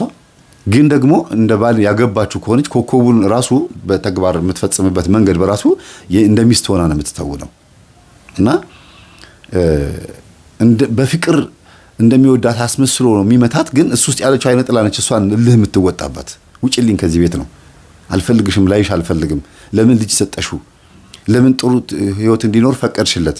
አንቺ በህይወቱ ስለመጣሽ ነው እኔን የተወኝ፣ እኔን ረሳኝ፣ ወይም ደግሞ እኔ እሱ ሚስት መሆን ያልቻልኩት ባሌ እንዳይሆን ያደረግሽብኝ አንቺ ነሽ የሚል ነው እኮ እሳቤው። የሚገርማችሁ በውስጥ በኩልና ሚስቱን ትሪት አደረገ። አባቷን ምን ማድረግ አለበት? በቃ ማስጠመቅ አለበት። አባቷን ካስጠመቀ በኋላ ምናልባት ጆሮአቸው ከተከፈተ የሚጠይቃቸውን ጥያቄ መመለስ ይችላሉ። የሚጠይቃቸውን ጥያቄ ተጣልተው ልጆቹ ቤት ሲሄዱ በምልክት ነው የሚያውቁት። ለምሳሌ ድንች ወጥ ከቀረበላቸው እንዴ ልጄ መታለች እንዴ ልጄ መጣች እንዴ ብለው ይጠይቃሉ። አዎ መጣሁ ብላ ብትናገር ስለማይሰሙ አንድ ድንች አንስታ ታጎርሳቸዋለች። ነይ እስቲ ግንባርሽን ልሳሚ ብለው ግንባሯን ይስማሉ። ጆሮአቸው አይሰማም፣ በምልክት ነው የሚግባቡት። ወንዱ ልጃቸው እንደመጣ ደግሞ ምልክቱ እግራቸውን ነው የሚያጥቡ ያባቱ ነገር። እና እንደዚህ አድርገው የሚለዩዋቸውና አይናቸው ከደበዘዘ 5 ዓመት፣ ጆሮአቸው ከተደፈነ ደግሞ 10 ዓመት ምናምን አልፏቸዋል። አባትየውን ማስጠመቅ ጀመረ። አባትየው መጠመቅ በጀመሩ በ40 ቀናቸው 41ኛ ቀን ላይ በሉት በቃ ዞሮ በዛ ቀን ማታ ቴሌቪዥን ዜና ሲከፈት አረ ሰማሁኝ እናንተ ሰዎች ጆሮዬ እየሰማ ነው አሉ። አባዬ እውነትህን ነው አለ አንደኛው ልጃቸው። አዎ እየሰማሁ ነው፣ አሁን የምታወራው ራሱ ይሰማኛል አሉ። ከዛ ደውሎ ነገረው ለዚህ ለባልየው፣ ለባለ ታሪካችሁ ማለት ነው። ደውሎ አረ አባቴ ጆሮ ይሰማል፣ እግዚአብሔር ይስጥህ፣ የአባታችን ጆሮ ከፈትክልን፣ አረ የሁላችንም ጆሮ ነው የከፈትከው፣ በጣም ነው የምናመሰግነው ብሎ ይሄ የሚስቱ ወንድም ደወለለት። ከዛ በቃ መቋቋም አቅቷት አባቷ ጆሮ መከፈቱ ገርሟት በእናት እንሂድ ብለው ማታ 4 ሰዓት ላይ ሄዱ እና እየጸለዩ አደሩ። ቅባ ቅዱስ ያደረገላቸው። ጠዋት ሲነሱ በደንብ ተከፈተ ጆሮአቸው እና አረ ቅዳሴ እየተሰማኝ ነው ከርቀት የቤተ ክርስቲያን ቅዳሴ ያሉ። ከዛ የደፈንካቸው ማነህ ብሎ በመቁጠሪያ መቀጥቀጥ ጀመረ። ጆሮአቸውን የደፈንክ መንፈስ አይናቸውንም ክፈት። በተለይ አይነ ጥላ ከአንገት በላይ እንግዲህ 4 ስሜት ሕዋሳት ነው ያሉት አይደለም? አፍ፣ አፍንጫ፣ አይን፣ ጆሮ 4 የስሜት ሕዋሳት ከአንገት በላይ ነው። 5ኛው እጅ ነው፣ ከአንገት በታች ነው እሱ። እና ሙሉ በቃ ቅባ ቅዱስ እየቀባቸው ምን እያላቸው 15 ቀን ሙሉ እየተመላለሰ ጸበል እየወሰደ አብራቸው እየጸለየ ምን እያለ አንደኛው ቀኝ አይናቸው ተከፈተ። በደንብ ማየት ቻለ እና መለየት ቻሉ። ቀይ ነው ቢጫ ነው ከለር ነው የሚናገራሉ። ግራ አይናቸው ግን እምቢ አለ እንዴት ነው እምቢ ያለው? እንትን አጋንንት ጋርዶት ብቻ ሳይሆን ጎድቶታል፣ ተጎድቷል ማለት ነው። አንዳንድ ጊዜ ሰይጣን መኪናውን ገልብጥ ከተባለ መኪናውን ሊገለብጠው ይችላል። መኪናው በመገልበጡ ምክንያት ዳሜጅ የሆነው መኪና መቼም መልስ አትሉትም። ሰይጣንን ገራጅ ገብቶ ነው በአትላሜራ ተቀጥቅጦ የሚመለሰው። እግርም ተሰብሮ ከሆነ መቼም የተሰበረውን እግሬን ጠግን አትሉትም፣ የሚጠግን እግዚአብሔር እንጂ። ወይም ደግሞ ወጌሻ ወይ ደግሞ እኛ በሸንበቆ በምናምን አስረን የተሰበረውን አጥንት እንጠግናለን። ሰይጣኑ ግን መያዝ አለበት። ስለዚህ እኛ አባት ቀኝ አይናቸው በራላቸው፣ ግራ አይናቸው ግን ተጎድቷል። ኦልሬዲ ፈሷል ባይባልም ግን ተጎድቷል። አያይም በቃ ጭራሽ። ተመስገን ነው። እቺኛውም አንድ አይኔ እያለች ትንሽ መኖር ይችላሉ ብለው እግዚአብሔር ይመስገን እየሰገዱ እየጸለዩ ቤተክርስቲያን ሄደው እያስቀደሱ በመሪ ታዞላቸው የሚመራቸው ሰው ተቀጥሮላቸው በመኪና እየሄዱ ማስቀደስ ጀመሩና ትዳሯ ወደ አላሰበችው መስመር እየመጣ ነው። እሷ በዚህ መልክ እኔ እኖራለሁ፣ አባቴ ይፈወሳል፣ ባለቤቴ እንደዚህ አይነት ይረዳኛል ብላ አስባ አልነበረምና ከዛ በትምህርቷ ምክንያት በትምህርቷ ጥሩ ነው፣ እሷ የተማረችው ትምህርት አሪፍ ነውና ስራ አገኘች። ዝም ብላ አፕላይ ስታደርግ አሪፍ ስራ አገኘች። ደሞዟ ራሱ የሚገርም ከባሏ በላይ ጥሩ ስራ ልትሰራ የምትችልበት በደሞዝ በገንዘብ አይደለም። እሷ አሪፍ ነው ገንዘቡ፣ ግን እንዴት ነው የሆነ ደስ የሚል በደንብ ልታግዘው የምትችለው በኑሮ ሲንገዳገድ ራሱ የእሷ ስራ አሪፍ የሆነ ስራን ያገኘችውና ገረማት። ስራ ቦታ ሆና ደወለችልኝና መምህር አለችኝ። አቤት አልኳት። አሁን እኔ ለምሳሌ መጽሐፍ አነባለሁ፣ ሰዎችን እመክራለሁ፣ ይለወጣሉ እና አኳሪየስ የሚለው ነገር እንዴት ነው ታዲያ አለችኝ። ይኸውልሽ እኔም አኳሪየስ ነኝ አልኳት። እኔም አኳሪየስ ነኝ፣ ግን ገለበጥኩበት፣ የመንፈሱን ባህሪ ገለበጥኩበት። በዓለማዊ በዘፈን በምናምን በጭፈራ በሌሎች ነገር ዝነኛ ሊያደርገኝ የነበረውን ወደ ቤተ ክርስቲያን መጣሁበት። ወደ ለምሳሌ የገበና ድራማ ካሜራማን እንደነበርኩ ማነው ቡም ኦፕሬተር እንደነበርኩ ነግሬያቸዋለሁ። ሌላም ቪዲዮዎች ፊልሞች ላይ እንደዚሁ ሜካፕ አርቲስት ሆኜ ሰርቻለሁ። የቦክስ ሲመቱ ፊታቸውን ብልዝ ምናምን ቀረጻ ላይ በጣም ብዙ ሰርቻለሁ። ቢያንስ ሲኒማ ላይ ያሉ ፊልሞች ላይ በደንብ እንትን ብያለሁና ግን ወደዛ የሄድኩት እኔ የመንፈሳዊ ፊልሞችን ለመስራት ለመለማመድ ካሜራማንነት፣ ዳይሬክተርነት፣ ፕሮዲሰርነት፣ ፕሮዳክሽን ማኔጀርነት፣ ዳይሬክተር ፎቶግራፊ ምናምን የሚባሉ ነገሮችን በጣም ፍላጎት ነበረኝ እና መንፈሳዊ ፊልሞችን ደግሞ እንድሰራ የጋበዘኝ ደግሞ የግብጽ ኦርቶዶክስ ፊልሞች ናቸው። የአቡነ ገብረ መንፈስ ቅዱስን ፊልም አልሰሩም እስካሁን፣ መስራት አለብኝ። የቅዱስ ያሬድን ፊልም መስራት አለብኝ። ትሏ ስትወጣ ምናምን እያልኩኝ ራሴን እንትን በዛ ውስጥ ከተው ነበርና ግን አጠምዞ ሊወስደኝ የነበር ወዴት ነው? ወደ ዓለማዊ ፌመስነት ሊወስደኝ ነበር። አውቆ ለመለማመድ በሚል ሰበብ ወስዶኝ በዛው ልቀር ነበረ። አንድ በሉ ሌላው አርት ራሱ ስዕል በምስልበት ሰዓት ላይ መንፈሳዊ ኦርቶዶክስ ስዕሎችን በመሳል አይደለም የጀመርኩት። እንትን ማልቦሮ ሲጋራ ኒንጃ ምናምን እንደዚህ ካራቴ ዞ ሻሞላ በድሮ ጊዜ እነ ብሩስሊ እነ ቻክሮሊስ እነ ቫንዳም እነ ሸዋዚንገር ምናምን የነበሩበት ሰዓት ላይ እነሱ ፊልሞች መሳል ነበር የምፈልገው። አብስትራክት ሌሎች ዓለማዊ ስራዎች ላይ ነበር ተደምለውና እንዲያውም ስናገር ሰምታችሁኛል። አብስትራክት ስዕል ስስል ሰው እንዲገባው አድርጌ ነው ምስለው እና ምንም አይለኝም። ልክ የማርያምን ስዕል መሳል ሲጀምር ከአይኗ ነው የጀመረው፣ ከቀኝ አይኗ ማለት ነው። እንደዚህ ዘንበል ብላ ልጇን አዝና አቅፋ እንደዚህ ይሄኛው አይኗ ነውና ስስል ይጥለኝ ነበር። ይሄን ተደጋግሜ ተናግሬያለሁ። እና ዓለማዊ ነገሮች ላይ ወስዶ ዝነኛ ሊያረገኝ ይፈልግ እንደነበር ነገርኳት። ግን በገለበጥኩበት እኔ የማርያምን ስዕል በመሳል የቅዱስ ሚካኤልን ስዕል በመሳል ያንን መንፈሳዊ ችሎታውን ወደ መንፈሳዊ ያዞርኩት። ወደ ዓለም ሊወስደኝ የነበረውን ግጥምና ዜማዬን የመንፈስ መዝሙር በማድረግ ቀረጻውንም ሁሉ ነገሩን ይሄን ወንጌል መምህር በመሆን የስነ ልቦናና የሳይካትሪስት ምናምን መስመር ይሄ ወደ ሶሺዮሎጂ አይነት አካሄድ ውስጥ ሊወስደኝ የነበረው ነገር ትቼ ወደ ቴዎሎጂ ገብቼ መምህር ሆንኩበት እና ገለበጥኩበት፣ ተቃራኒ ያደረኩበት አልኳት። ከዛ የት ያገኘኝ ብቻ ዞሮ ዞሮ መንፈሱ እኔ ላይ ተጽዕኖ ሊፈጥር የነበረበትን አካሄድ ወደዚህ ያዞርና ብዙ ጊዜ ኮከብ ስታነቡ ኮከባችሁ ላይ ያለውን መጥፎ የሚባለውንና የሚያሰጋ የሚባለውን አካሄዳችሁን ወደ መንፈሳዊ ነገር ካዞራችሁበት ተቀማችሁ ማለት ነው። ከሰይጣን እጅ ተቀምታችሁ ወደ እግዚአብሔር ቤት መጣችሁ ማለት ነው። ራሱ በሚፈልገው መንገድ የሚወስዳችሁ ከነበረ ግን መጨረሻው ጥሩ አይሆንም። ትሞታላችሁ ባለበት ቀን የምትሞቱት። ለምን? በሱ መስመር እየፈራችሁ ነው የምትኖሩት። 60 ዓመት ነው ዘመኑ፣ 70 ምናምን ዓመት ነው ዘመኑ ምናምን ብሎ ይጽፍባችኋል። መጨረሻው ምንኩስና ነው፣ ገዳም ይገባል ይላል። እዛ አስገብተው እኮ ሊያስወጣ ነው። እንትን አይሆነውም፣ ቀይ ሴት አትሆነውም፣ እንደዚህ አይነት በግ አርዶ እንደዚህ ያደርግ፣ በፈርስ ይታጠብ ደግሞ ይላል። አውደ ነገሥቱ ላይ ደግሞ ሌላ ይገባና ደግሞ ሌላ ይገባል። የሚገርማችሁ ኮከብ ቆጠራ ላይ አሻሽለው አዘምነው በዘመናዊ መልክ ያመጡታል። ባህሪን ብቻ በመግለጽ መፍትሄው ምንድነው ሲባል ያንን ትሪት ማድረግ ነው የሚሉት። ራሱን ትሪት ማድረግ ወደ በብራና የተጻፈው ላይ የጥንቱ የኮከብ ቆጠራ ላይ ዞዲያኩ ላይ ስትመጡ ደግሞ ከነ ገቢሩ ነው የሚያስቀምጠው ምን ማድረግ እንዳለበት በዚህ ወር የተወለደ ሰው። እንዲያውም ምን ይላል እንደው እንደ ምሳሌ ምን ያህል ጋኔን እንዲቆራኘን እንደሚፈልግ አስቡት። እግዚአብሔር ከሆነ በኮከብ ውስጥ እንድንቀመጥ ያደረገው እንዴት እንደዚህ አይነት ነገር እንዲያገኘን እንዲያጋጥመን ያደርጋል የሚል ነገር እንድታዩ ስለምፈልግ ነው። በጣም የሚጠቅም ነገር ነው ማሳያችሁ። ቲክቶክ ላይ ገብቼ አንዱን ኮከብ እጽፈዋለሁ። ከዛ ሚለውን ትሰሙታላችሁ። ትክክለኛው የብራናው ላይ የጥንቱ ላይ የተጻፈውን ነው እንግዲህ የሚናገሩት። እንዴት ሰው ባጋንንት እንዲያዝ ኮከብ ይጻፍለታል? እንደው ሚካኤል መጥቶ ይቀርበዋል ምናምን ብሎ እንኳን አይናገርም። ወይ ደግሞ ሊቀ መላእክት ቅዱስ ሩፋኤል ይወደዋል፣ ከሱ ጋር ይኖራል፣ ደስ የሚል ህይወት ይኖራል እንኳን የሚል የለም። ስሙት። ዝም ያንዱን ነው የምጽፍላችሁ። እንግዲህ በጣም ይገርማል።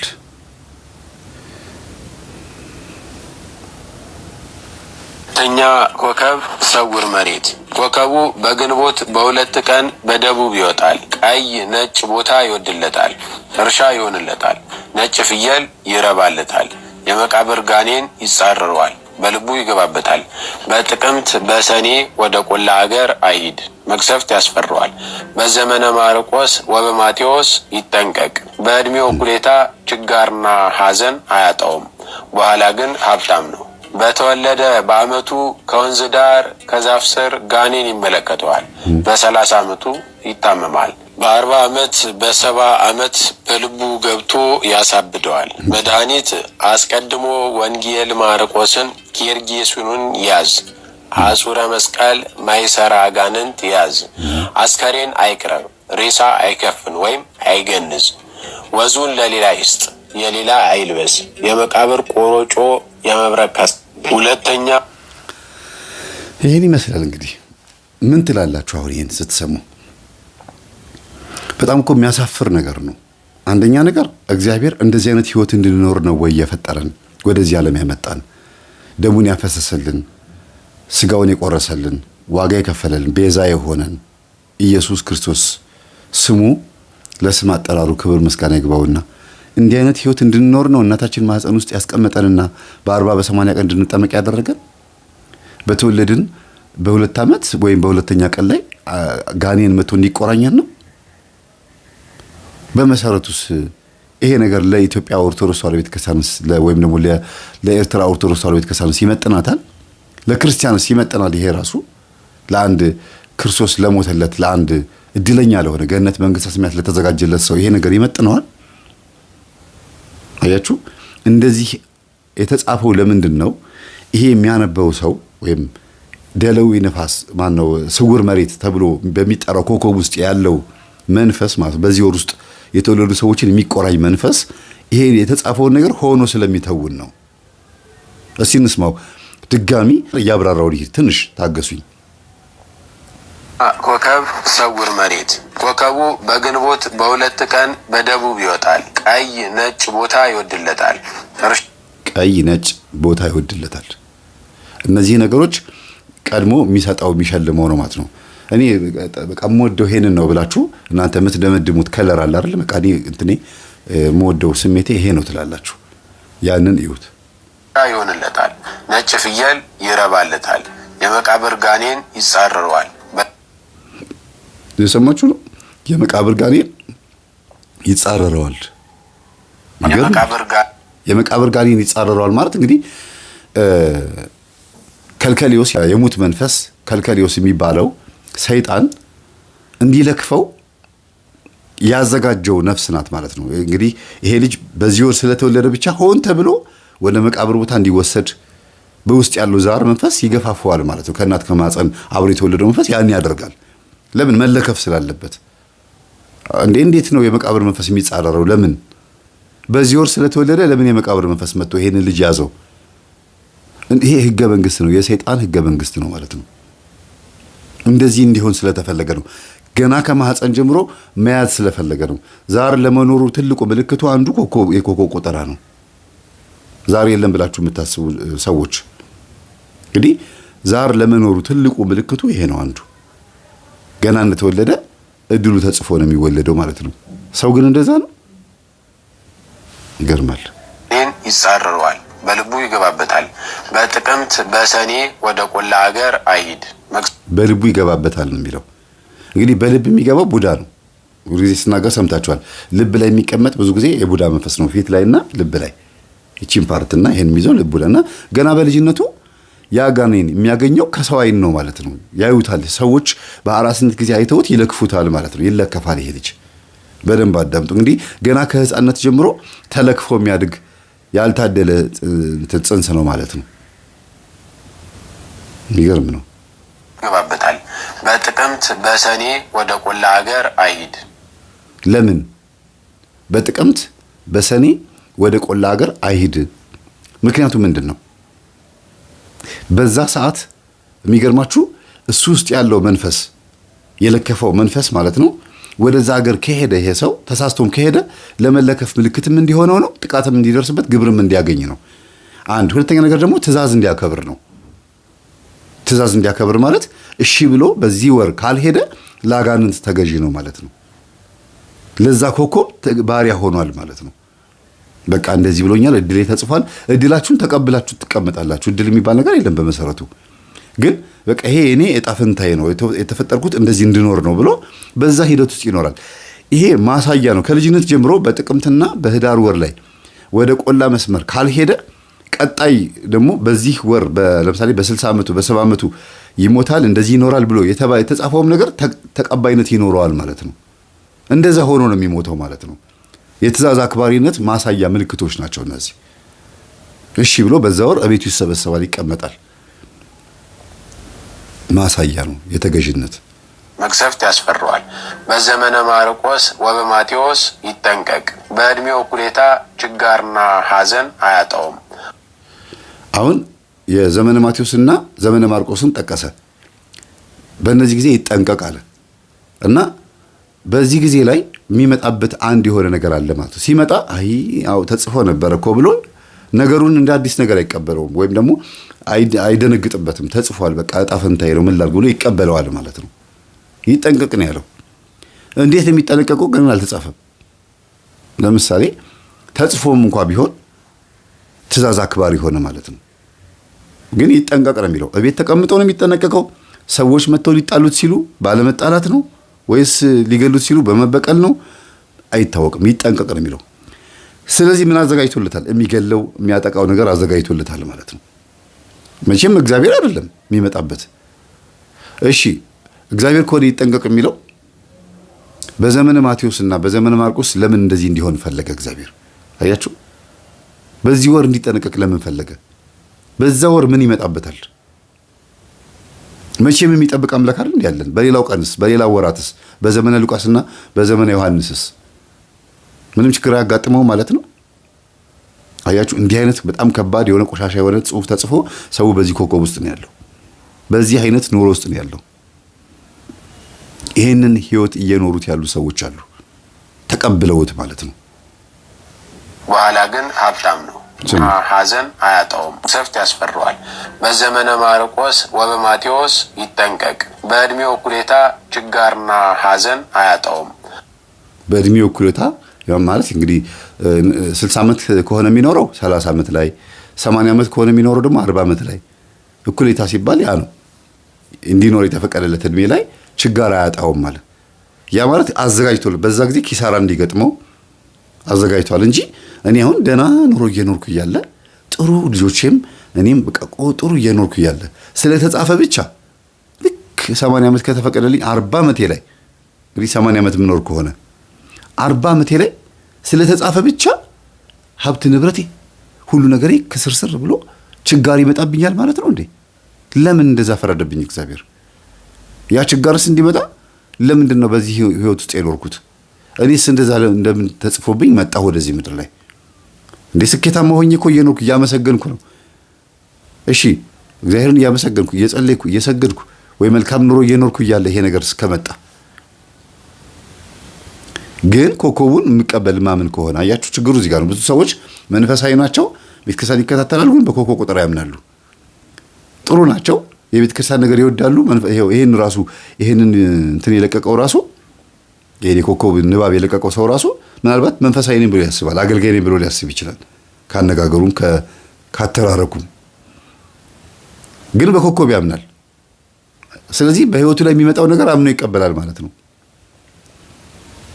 በዘመኑ እኩሌታ ላይ ችጋር ይመጣበታል ካለ ዝም ብሎ በጨዋነት እየኖረ ፈጣሪውን እያመሰገነ ችጋር ይመጣበታል ማለት ነው። ለምን? እንደዛ አይነት ነገር በጣም ከባድ ነው። ይሄንን አምኖ የተቀበሉ ሰዎች ናቸው ገደል የገቡት። የእነዚህንም ሰዎች ንግግር የእነዚህን ሰዎች ትረካ እየሰማ ነው ብዙ ሰው ገደል የገባው። ስለዚህ እኛ ውስጥ አብሮ የተወለደው የዛር መንፈስ ጉዳዩ ስራው ምንድነው? ይሄን ጉዳይ ማስፈጸም ነው። አብሮ መወለድ ማለት ይሄ ነው። ሰይጣን አብሮ ተወለደ ሲባል እንደ ህፃን ልጅ ጡጦ እየጠባ አደገ ማለት አይደለም። ወይም እንደ ህፃን አብሮ ይወለደ ማለት አይደለም። ስንወለድ በአይን ይለክፋል፣ ያየናል። ከማህፀን ጀምሮ አብሮ ተከትሎ እስክናድግ ድረስ አብሮን ይኖራል ነው እንጂ አይወለድም፣ አያድግም። ሰይጣን ስትወልደንም እናታችን ያያል፣ ስናድግም ያያል፣ ስንበላ ስንጠጣ ያያል፣ አብሮን ይኖራል።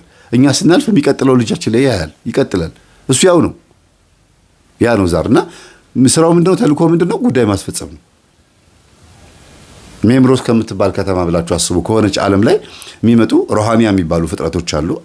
እነዚህ ሮሃኒያ የሚባሉ የዛር መናፍስት ፊታቸው ኤሊያን የሚመስል ይመጣሉ፣ የሰው ማህፀን ውስጥ ይገባሉ። ከዛ በኋላ ጉዳይ ያስፈጽማሉ።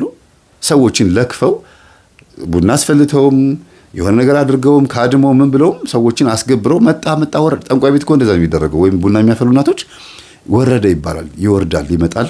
ከዛ ሴትዮዋ ላይ አጓርቶ ግብር ተገብሮለት ደግሞ ሄደ፣ ደግሞ ይሸኝ ይባላል፣ ደግሞ ይሄዳል። ያ ምንድነው? ከሌላ ዓለም የሚመጡ ፍጥረታቶች ናቸው ማለት ነው። መናፍስት ናቸው፣ ስጋ ለበስ አጋንንትም ናቸው። ስለዚህ እነዚህ መናፍስት ህገ መንግስት አላቸው፣ የራሳቸው የሆነ ዓለም አለ፣ የራሳቸው የሆነ ላይፍ አላቸው።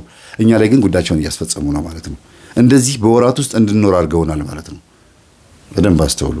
በኋላ ግን ሀብታም ነው በተወለደ በአመቱ ከዛ በኋላ ግን ሀብታም ነው ይላል። ለምን? አምኖ ስለተቀበለ። ችጋር ይመጣበታል አለ። ችጋሩን የመጣበትን ችግር አምኖ ይቀበላል። ለምን? በኮከቡ መሰረት ስለመጣ ያንን አምኖ ስለተቀበለ አይ በቃ ችግር ሳመጣበትም በእኔ እርግጠኛ ነው፣ ታማኝ ሆኖልኛል። ስለዚህ ደግሞ ምን ላድርገው ይላል? ሀብታም ያደርገዋል። ራሱ ሀብት ይሰጠዋል። ከዛ ደግሞ ሀብቱም እንደሚያደርግ ደግሞ እዩ። በተወለደ በአመቱ ከወንዝ ዳር ከዛፍ ስር ጋኔን ይመለከተዋል። አይገርማችሁ? ይሄ ቅድም ያልኳችሁ ገና በልጅነቱ ጋኔን ይከታተለዋል። አሁን ደግሞ በተወለደ በአመቱ ያለው ባስ ቆይ ስንስማው ከዛፍ ስር ጋኔን ይመለከታል። አመቱ ከወንዝ ዳር ከዛፍ ስር ጋኔን ይመለከታል። ከዛፍ ስር ምን ሊያደርጋል? ዛፍ ስር በተወለደ በአመቱ ከዛፍ ስር ጋኔን ይመለከተዋል። ስለዚህ እናትየዋ በተወለደ በአመቱ ዛፍ ስር እንድትሄድ አድርጎ የሆነ ነገር ይፈጥራል ማለት ነው። ባልና ሚስት ተጣልተው ሊሆን ይችላል። ዛፍ ስር በሆነ አጋጣሚ እንድትገኝ ያደርጋትና ይለክፈዋል ማለት ነው።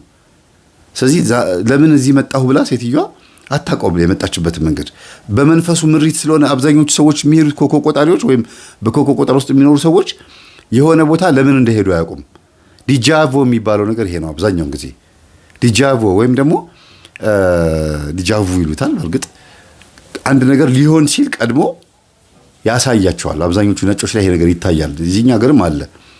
አንድ ነገር ከመሆኑ በፊት ሳምንትም ሲቀረው አንድ ቀንም ይቅረው የተወሰነ 10 ደቂቃ ይቅረው ከዛ ይሄ ነገር አይቻለሁ እንዴ ከዚህ በፊት እንደዚህ ሆኖ ልክ አሁን እንደዚህ ስናወራ እንደዚህ ሆነን ምናምን አይቻለሁ ብቻ የሆነ ቦታ ላይ ተላላችሁ አይደል? ግራ ያጋባችኋል። ቀድሞ ሊያረግ ያሰበውን ነገር ነው ውስጥ ያለው ሊያረግ ያሰበውን ነገር በኢሜጅ መልክ ስሮባችኋል። ራሱን ደግሞ ይፈጽመዋል። ስለዚህ ይሄ ነጮች ስም ቢያወጡለትም በእኛ ውስጥ ግን እያደረገው ነው ማለት ነው። ለምን? ህይወታችን እሱን እንዲሆን አድርገን ስለሰራ ነው፣ አምነን ስለተቀበል ነው ማለት ነው። ኖ አይሰራብኝም ብለን እግዚአብሔር በእኛ ላይ እንዲሰራ ከፈቀድን ግን ዛፍ ስርም የምትሄድበት ምክንያትም አይኖርም። እቤቷ የምትጸልይ ከሆነች ሴት የምትሰግድ ከሆነ ዛፍ ስር ምን ታርግ ትሄዳለች? ጋኔኑም አይለክፈውም ማለት ነው። ስለዚህ ከአጋንንት እስራት የምንወጣውና ከልክፍትም የምንርቀው ቀድመን በእግዚአብሔር የታጠርን ሆነን ለመኖር ፈቃደኞች ከሆንን ነው ማለት ነው። ዛፍ ስር ጋኔን ይለክፈዋል አለ። ተመልከቱ፣ አዳምጡ። በ30 ዓመቱ ይታመማል። በ40 ዓመት በ70 ዓመት በልቡ ገብቶ ያሳብደዋል። በ30 ዓመቱ ይታመማል። ከዛ ደግሞ በየጊዜው በ30 ዓመቱ ይወላችሁ ይታመማል። በ30 ዓመቱ ይታመማል። 40 ዓመት በ70 ዓመት በልቡ ገብቶ ያሳብደዋል። በ30 ዓመቱ ይታመማል አለ። ከዛ በ40 ዓመቱና በ80 ነው በ70 ዓመቱ ደግሞ በልቡ ገብቶ ያሳብደዋል። ቀድም በልቡን ይገባል ያለው በልጅነቱ። ስለዚህ ይመጣል፣ እየመጣ በልቡ ገብቶ ይላል። እንደገና ይገባል ማለት ነው። እንደገና ይመጣል። ወቅት ጠብቆ በዘመናቱ ላይ በህይወቱ ላይ እየመጣ ያበላሻል። እቺ ልጅ ቅድም ያልኳችሁ ጋር ገጠመኝ ላይ ያለችው ልጅ ወቅት እየጠበቀ እየመጣ ነበር የሚያበላሽባት። ያኔ እናትና አባቷ በነበሩ ሰዓት ወይም ደግሞ እናቷ በህይወት በነበረችበት ሰዓት ቡና ሲፈላ ሲካደም በነበረበት ሰዓት መጣ፣ ወረደ እልል በሉ ይባላል፣ ይካደማል፣ ምን ይላል፣ ሳር ይጎዘጎዛል፣ ቤቱ ይጓራል። ይሄን ነገር ማወቅ የምትፈልጉ ሰዎች ካላችሁ የመናፍስቱ በሸለቆ ውስጥና የመናፍስቱ መንደር የሚለውን ስደተኛው ጂኒ የሚለውን መጽሐፍ ከዚህ በፊት ጋብዣችኋለሁ። እሱን እዩት፣ ይጠቅማችኋል። በጣም አንብቡት። እዛ ውስጥ ራሱ ጋዜጠኛው እየተዘዋወረ አውሊያ ቃልቻ ያለባቸው ሰዎች፣ ደብተራ የሚባሉ ሰዎች ጋር የተለያዩ መናፍስትን የሚጎቱት ሰዎች ጋር እየሄደ በአይኑ እያየ የጻፈውን ነገር ነው ለኛ ያመጣልና በዚህ አጋጣሚ ድጋሚ አመሰግነዋለሁ። በየጊዜው ነው የማመሰግነው። ብዙ ዕውቀት እንዳገኝ አድርጎኛል። ጠንቋይ ቤት ሳልገባ ጠንቋይ ቤት ሳልሄድ መረጃ እንዲኖረኝ አድርጎኛል። በእርግጥ እኔም ራሴ ሄጄ እዛ ብዙ ስላፈራረስኩባቸው አውቀዋለሁ። ለማፍረስ ሄጄ አፍርሻለሁ። እግዚአብሔር ረድቶኝ ማለት ነው። ድርምስ ምሱን ያወጣ ነው። ከዛ ወደው ፈቅደው ደግሞ ጠርተውኝ ደግሞ የጥንቆላ ዕቃውን ደግሞ ያቃጠልንበት ጊዜ አለ። ምንድነው ዋናው? ጥንካሬ ነው ዋናው። በእግዚአብሔር መተማመን ነው። እዛ ውስጥ አልገባም አሁንና እዚህ ጋር ስንመጣ በ30 ዓመቱ ይታመማል አለ። ከዛ በ40 ዓመቱና በ70 ነው በ80 ዓመቱ ደግሞ በልቡ ገብቶ ደግሞ ያስጨንቀዋል አለ። ደግሞ በጣም ይገርማል። 40 ዓመት በ70 ዓመት በልቡ ገብቶ ያሳብደዋል። አሁን ብዙ ሰዎች ድንገት ተነስተው የሚያብዱ ከሆነ ኮከቡ ነው ማለት ነው። ምክንያት አለበት። ወይኔ በቃ ለየለት ምን ሆኖ ነው ግን ይባላል። ያሳብደዋል ሲባል ድንገት አይደለም የሚያብደው። እንዲያብድ ምክንያቶች ይዘጋጃሉ። ሀብት ሊሆን ይችላል፣ ትዳር ሊሆን ይችላል፣ ወይ ልጆቹ ሊሆን ይችላሉ። እንትና አሁን ለምሳሌ ሞቷል ነው የሚባለው አይደለም? ጄኪ ቻን ልጆቹ ሰዶማዊና ሌዝቢያን ሆኑበት ነው የተባለው አይደለም? አሳድጌ እንደዚህ ሆኖብኛል፣ ስለዚህ ሀብቴን ለነሱ አላወርስም ብሎ ለበጎ አድራጎት ነው ሀብቱን ያወረሰው ይመስለኛል ስሰማ ታሪኩንና ታውቁታላችሁ። ከአርቲስቱ ጄኪ ቻን ማለት ነው። ኦርቶዶክስ ቤተክርስቲያን ቸርች ገብቶ ራሱ እንደ ጸለየ እንዳስቀደሰ ነው የሰማነው።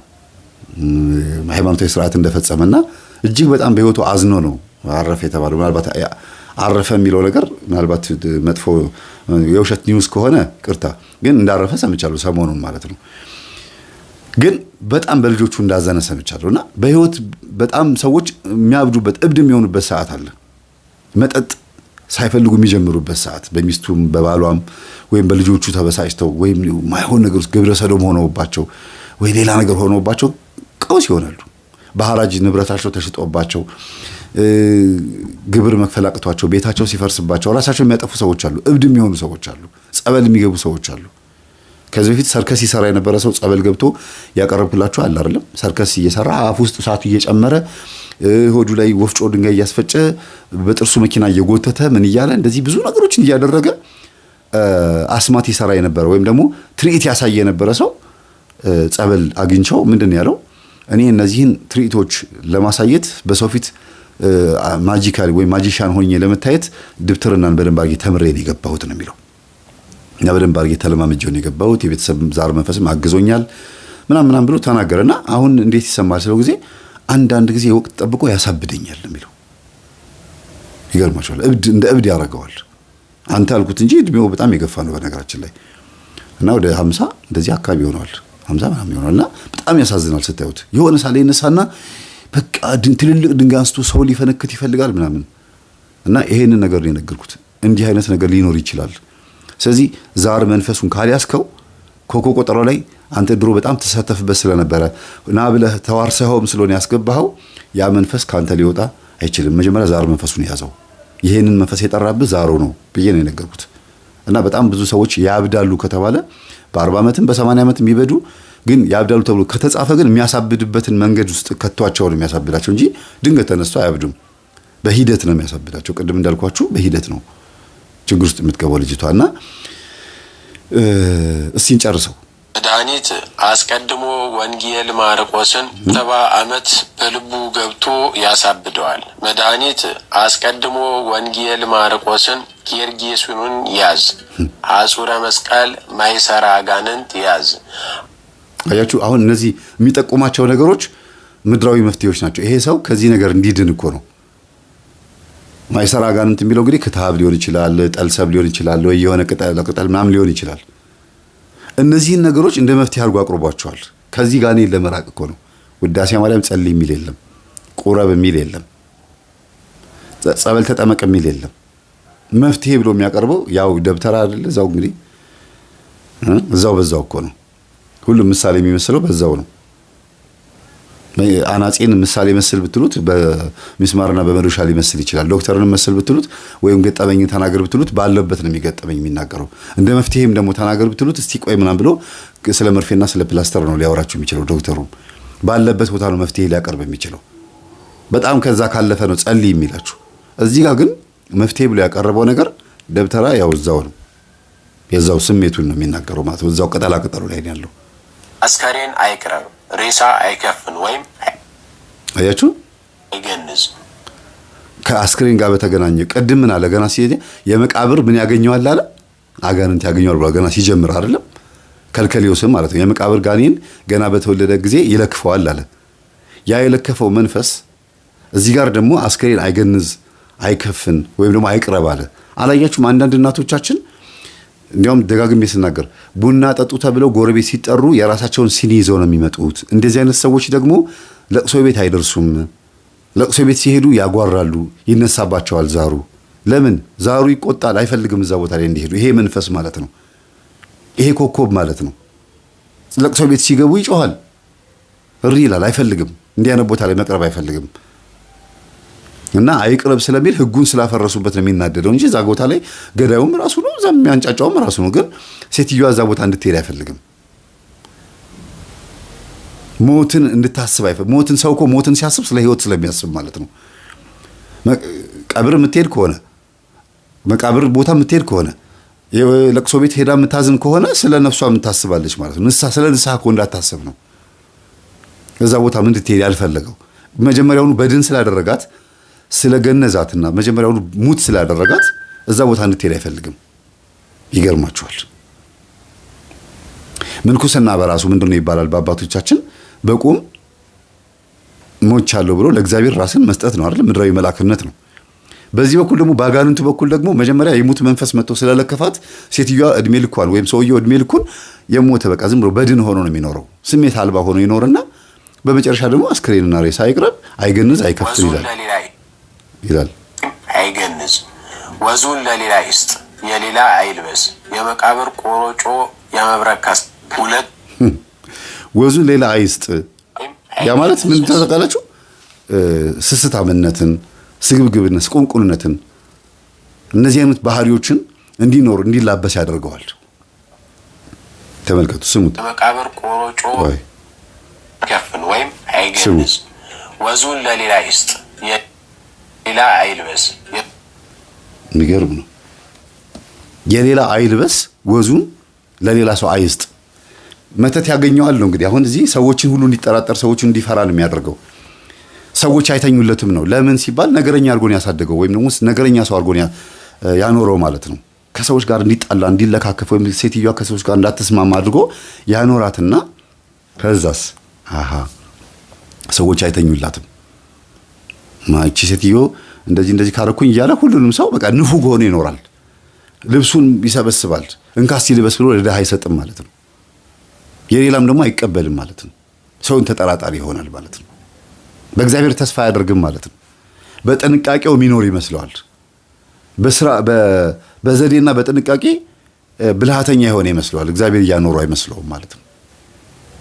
እና እንደው በትንሹ እኮ ነው አስቡት እንግዲህ አሁን ይሄንን የተረኩት ገጠመኙ መካከል ላይ ነው። ኦሬዲ ጨርሻለሁ በርግጥ ገጠመኙ። ይሄ ማለት አሁን የነገርኳችሁ የሰማችሁት ድምጽ ማለት ችግርን ከነመፍትሄው አቀረብን ብሎ ያመጡት ነገር ነው።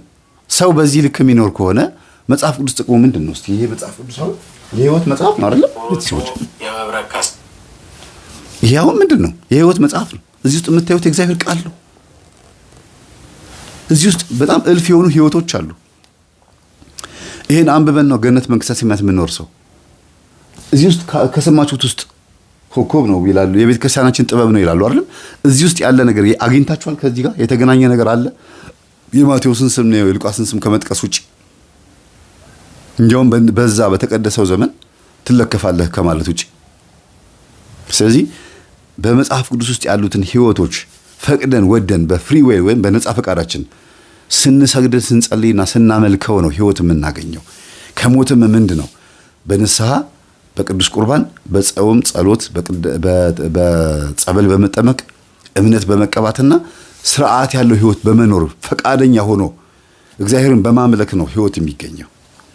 ከዚህ ሁሉ ጋኔን መትረፍ የምንችለው ይሄ ኦሬዲ እንዲነግስባቸው ወስነው ነው ያመጡት። ይሄንን ጋኔን በልጅነቱ እንዲለከፍ በ30 ዓመቱ እንዲታመም ከዛ በኋላ ደግሞ በ40 እና በ80 ዓመቱ እብድ እንዲሆን ነው እንግዲህ የተወሰነባቸው። በዚህ አይነት ኮከብ ውስጥ ያሉ ሰዎች እንደዚህ እንዲኖሩ ከተፈረደባቸው እግዚአብሔር የለም ማለት ነው በህይወታቸው ውስጥ። ወደ ታሪኩ እንምጣ፣ ወደ ገጠመኙ እንምጣ። ገጠመኙ ወንድማችን ኮከቦችን ባነበበ ቁጥር በተለይ የእርሱን የልጆቹንም ኮከብ ባነበበ ቁጥር በትክክል በቃ ዛሩ እያሳደጋቸው እንደነበር አየና ማስቆረብ ጀመረ ደግሞ ልጆቹን። ልጁ ደግሞ የሚገርማችሁ በቃ ረስቼዋለሁ በርግጥ በምን ወር እንደተወለደ የነገረኝ፣ ግን እጅግ በጣም ሲበዛ በቃ ተንኮለኛ ነው። ተንኮል አለበት። አሁን ቅድም እንዳልኳችሁ ባልየው ሊዮ ነው ብያቸዋለሁ። ሊዮ የሚባለው ኮከብ ሰጪ ለጋሽ ምናምን ያደርገዋል። አውቆ ለሰዎች ቸር እንዲሆን ያደርገዋል። በባህሪው ልጁ ጥሩ ልጅ ነው ብያቸዋለሁ። አሪፍ ልጅ ነው። ግን መንፈሱም ደግሞ ሊዮ ነው። የሚገርማችሁ ሊዮ ደግሞ ገንዘብን መስጠት ነው። ከሰው መቀበል አይፈልጉም። ችግረኛ ሆኖ ችግረኛ ናቸው ተብሎ በገንዘብ መቀበል በፍጹም አይፈልጉም። በፍጹም ተመልከቱት። እዚህ ጋር አሁን ቅድም የሰማችሁትን ሊዮ ደግሞ ከሰው መቀበል የማይፈልግበት የራሱ የሆነ ምክንያት ይኖረዋል። የሊዮ ኮከብ ያለበት ሰው ችግረኛ ነህ ተብሎ ሲሰጠው አዎ ችግረኛ ነኝ ብሎ መቀበል አይፈልግም። እንዲያውም ምን ይላሉ የዘመናዊ የሊዮ ኮከብ አጥኚ ሳይንቲስቶች ሲናገሩ ሊዮ የሚባሉ ሰዎች ወይም የሊዮ ኮከብ የተወለዱ ሰዎች እኔ ችግረኛ አይደለሁም ካሏችሁ እንዳታምኗቸው፣ ችግረኛ እንደሆኑ ንገሯቸውና እርዷቸው ነው የሚሉት። ሆኖ መታየት ስለማይፈልጉ ነው እንጂ አይ እኔ ምንም አልሆንኩም ጠግቤያለሁ በቃኝ ምናምን በቃ በጣም እንደዚህ ይሄ ይሉንታ ያጠቃቸዋል። እንደዚህ አይነት ነገር አለባቸው። ግትር ማለት ድርቅ ማለት ነገር አለባቸው። በዚህ ወር የተወለዱ ሰዎች በሊዮ ከሐምሌ 15 ወይም 16 እስከ ነሐሴ 16 ድረስ ያሉ ሰዎች ይመስለኛል በዚህ ወር የተወለዱ ናቸው ሊዮ የሚባሉት። እና ገንዘባቸውን በከንቱ ይበትናሉ። እጅግ በጣም ሲበዛ ደግና ቸር ናቸው ተብሎ እንዲታሰቡ ይፈልጋሉ። በጣም በጣም ታታሪ ሰራተኞች ናቸው። ገንዘባቸውን ግን ለሰው ነው የሚሰሩት፣ ለራሳቸው ብዙም አይደሉም። አይቀመጥም። ኪሳቸው ውስጥ ገንዘብ ማሳደር አይፈልጉም። ቂምና ገንዘብ አናሳድርም ነው የሚሉት ከሚባሉት ውስጥ ናቸው ማለት ነው። እኔ ይሄንን ሳጠናውዬ አይደለም፣ እንዴት ሰይጣን በሰው ውስጥ ሆኖ አባካኝ እንደሚያደርግ በዛው እንድታዩት ስለምፈልግ ነው። ሰጪ በሚያስመስል ለጋስ በሚያስመስል መልኩ ደግሞ እንዴት ደግሞ ብትን አድርጎ ባዶ እጃችሁ እንድትቀሩ። ቅድም እኮ ነገርኳችሁ። አንድ ቁም ነገር ሰራሁኝ ካልኩኝ ኮንዶሚኒየም የገዛሁትን ነው ቁም ነገር የሰራሁት አለ ልጁ። ገንዘቤን ዝም ብዬ በትኜዋለሁ።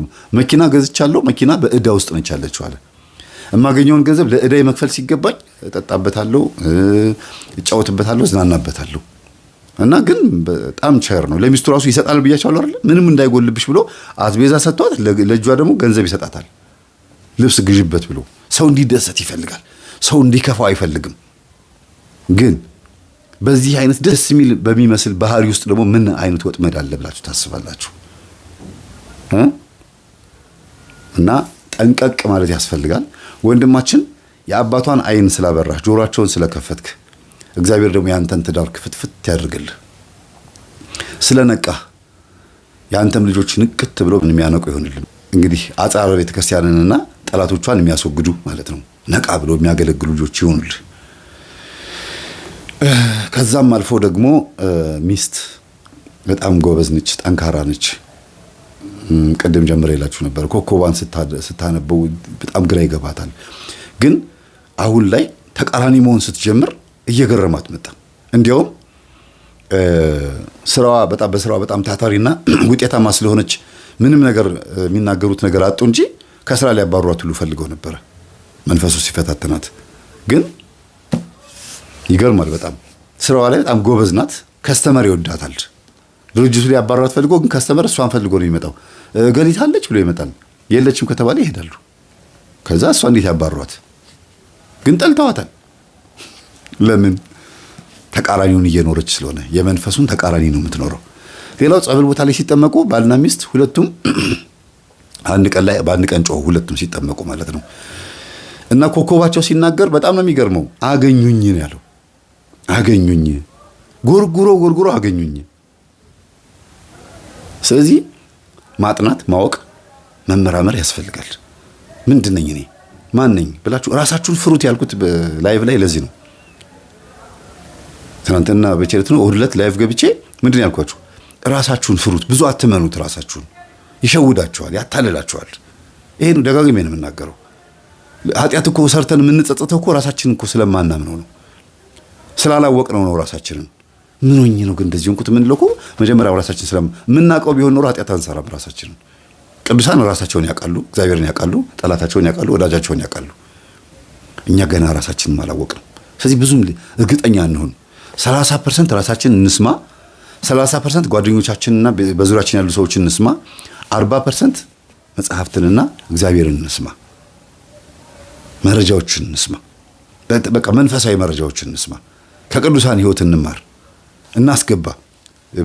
መንፈሳዊ ዕውቀቶችንና መንፈሳዊ መረጃዎችን አስገብተን እንለማመደው። በልምምድ 40% በልምምድ እናርገው። ፐርፌክት ነው የምትሆኑት፣ ስኬታማ ነው የምትሆኑት። እናንተም ራሳችሁን እዩትና ገልብጡት።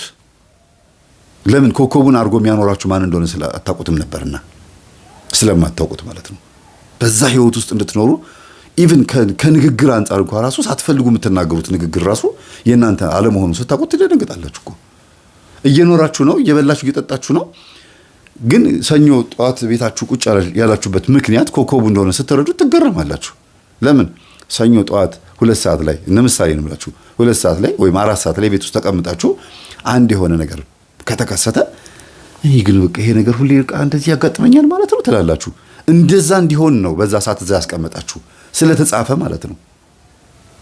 እናንተ ግን ቤት የሆነ ምክንያት ተፈጥሮ ዛሬ ቀፎኛል፣ ደብሮኛል ብላችሁ የምትቀሩት ወይ ደግሞ ስራ ቦታ ሆናችሁ ራሳችሁን ስለማማችሁ መጣችሁ አለ ቤት ምክንያቱ የተፈጠረው ግን በዚህ በተጻፈው ነገር ሊሆን ይችላልና እንዳይሆንባችሁ ሆናችሁ ኑሩ።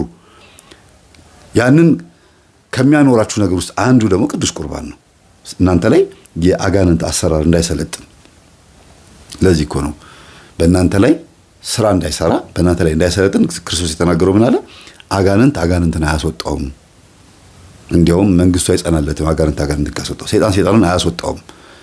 እኔ እሺ ሰይጣንን በሰይጣን ካስወጣሁኝ አለ ልጆቻችሁ በምን ያወጡታል አላቸው። ስለዚህ ሰይጣንና ሰይጣን አይጣሉም፣ ይስማማሉ። እንዲያውም አለ ይስማማሉ። ሰዎች ናቸው እርስ በርስ የሚጣሉት። ከእግዚአብሔር ስለተለየን እኛ እርስ በርስ ተለያየን አይደል? ትምህርቱ የመላከ መንክራት እኛ ከእግዚአብሔር ስንለይ እርስ በርስ ተለያየን። እኛ ከእግዚአብሔር ስንርቅ ሁሉ ነገር ከኛ ራቀ። ስለዚህ ብንችል ኮከባችንን እዚህ ውስጥ ነው የምናገኘው። እሱም ደግሞ የዘላለም ህይወት ማግኘት የምንችልበት ህይወት ነው። ገድሉ፣ ድርሳኑ፣ ስንክሳሩ ሁሉ ከዚህ ነው የወጣው። ዋናው የህይወታችን መርህ ይሄ ነው። በዚህ ውስጥ ያለውን የህይወት ቃል መኖር ስንጀምር ቅዱሳንን መምሰል እንጀምራለን። ግን ወደን ፈቅደን ነው መሆን ያለበት፣ በግድ መሆን የለበትም። ነፃ ፈቃዳችን በትክክል ጥሩ ስሜት ሊፈጥርብን ይገባል። እንደው ይሻላል ነው ያልን እየሸከከን መሆን የለበትም። አለበለዚያ ህይወት አትመጣም ወደኛ። እኛው ጋር ሆና ዥንጉርጉር ትሆንብናለች። ህይወት አጭር ብርድ ልብስ የምትሆንብን እኮ ህይወት የሆነውን ቃል መኖር ስላቃተን እኮ ነው። አጭር ብርድ ልብስ ማለት ረጅም የሆነ ሰው አጭር ብርድ ልብስ ፎጣ ነገር ልልበስ ቢል እግሩንም መልበስ አይችልም፣ ጭንቅላቱን መልበስ አይችልም። እግሩን ሲለብስ ጭንቅላቱ ይበርደዋል ወይም ይገለጣል። ጭንቅላቱን ሲለብስ ደግሞ እግሩ ይገለጣል። ስለዚህ ምንድነው መሆን ያለበት? እግሩንም ጭንቅላቱንም ለመልበስ እግሩን ሰብሰብ፣ ጭንቅላቱን ጎንበስ ብሎ ኩርምት ብሎ በፎጣው መልበስ ነው። ከዛ ፎጣዋ ሰውነታችን ትሸፍናለች። በዚህ ምድር ላይ ያለን እንደፈለግን ሪላክስ እናርግ ዘና እንበል ካልን አይሟላም።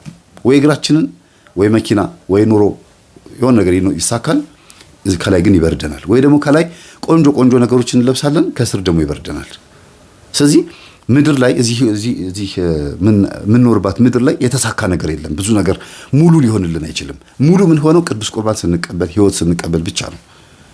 ደስተኛ የሰላም ኑሮ የምትኖሩት ደስተኛ በቃ የሆነ የህሊና እርካታና ረፍት የምታገኙት የእግዚአብሔርን ሕግ ጠብቃችሁ ታማኝ ሆናችሁ ስትገኙ ነው። የሚገርማችሁ ታምኖ መገኘት እርካታ ነው። እንዲያውም ስቃይ ነው ብዬ የማስበው እኔ እውነት ስቃይ ነው ብዬ የማስበው ሕጉን አለመፈጸም ነው። አትስርቅ እያለ ስንሰርቅ በቃ ሰቀቀን ነው። መቼ አባቴ ጋር ሄጄ ንስሐ ልግባ? አትዋሽ ስላለ ስለዋሸን፣ አትግደል ስላለ ገለን ከሆነ ጽንስ አስወርዳችሁ ከሆነ ነበረ ምናምን ጭንቅ ነው በቃ። እንዴት ነው ሰው ገንዘብ ኪሱ ሞልቶ አካውንቱ ላይ ገንዘብ ደልቦ መኪና ቆንጆ ቆንጆ መኪና ኖሮት የሚገራር መኪና ውስጥ ኖሮ ህሊናው እንዴት ረፍት ይኖረዋል? ኃጢአት ሰርቶ። ስለዚህ የህሊና ረፍት ነው መጀመሪያ ሰላም የሚፈጥረው ደስተኛ የሚያደርገው የዘላለም ህይወትን እንድንወርስ የሚረዳን እፎይ ስንል እፎይ የምንለው ደግሞ ከኃጢአት ጸድተን ከበደሎች ከመጥፎ ነገሮች ርቀን ቃሉን አትስረቅ ሲል እሺ ብለን አትግደል እሺ፣ እናትና አባትን አክብር እሺ፣ ሰንበትን ጠብቅ እሺ፣ የወንድምህን አትመኝ የባልንጀራህን አትመኝ እሺ፣ ወንድምህን እንደራስ አድርገህ ውደድ እሺ፣ ሌሎች አማልክትን አታምልክ እሺ ብሎ ያንን ህግ ጠብቀን ልክ ሁሉንም እንደጠበቀን ስናየው በቃ ድንገት በሞት እኮ አሁን ይኸው እነዚህን ህግ ፈጽሜያለሁ እግዚአብሔር ይጠብቀኛል የሆነ ደስ የሚል ስሜት ይሰማችኋል። በተለይ በቆረባችሁበት ቀን አሁን ሺህ ሞት ይምጣ ለምን ተከታትሎ 9 ሞት አይገባም ቤቴ? በቅዱስ ቁርባን ተቀበልንበት ቀን የሚሰማን ስሜት እኮ ነው። ለምን ያንን የተቀበልንበትን ቀን ስሜት ዘወትር እንዲሆን ነው የሚፈልገው እግዚአብሔር። ሁልጊዜ እንደዛ ነፃ እንድንሆን ለምን እንጨነቃለን? ድሃም ሀብታሙም በነፃ እንዲቀበሉ የተፈለገ ምግብ እያለ ለምንድን ነው አሁን ጥምቀት አሁን በወተት ቢሆን ማን ነው የሚተርፈው? ድሃ ይተርፋል? ድሃ ገነት ይገባል? ድሃ ልጅ የሥላሴ ልጅነት ያገኛል? ጥምቀት በወተት ቢሆን ገንዘብ ያለው ብቻ ነበር ወተት የሚገዛው። ከብቶች ሁሉ እንደ በቃ መከራቸውን ነበር የሚያዩትና ላም ሁሉ የምትገኘው ሀብታም ቤት ነበረ። እና አንዳንድ ጊዜ እግዚአብሔር በነፃ የሰጠንን የህይወት ምግብ በነፃ መቀበሉ ጥሩ ነው። በከንቱ የተቀበላችሁትን በከንቱ ስጡ ነው ያለው። ያ ማለት በነፃ ማለት ነው። እንዲሁ የሰጠኋችሁ ነገር እንዲሁ ስጡ ነው የሚለው ቃሉ። እንዲሁን የተሰጠን በቃ ወደን አይደለም ማለት እኛ ስጠን ብለን ለምንን አይደለም የተሰጠን። የመጣውም የተወለደውም የወረደውም የተሰቀለውም ቤዛም የሆነንም እንዲሁ ነው።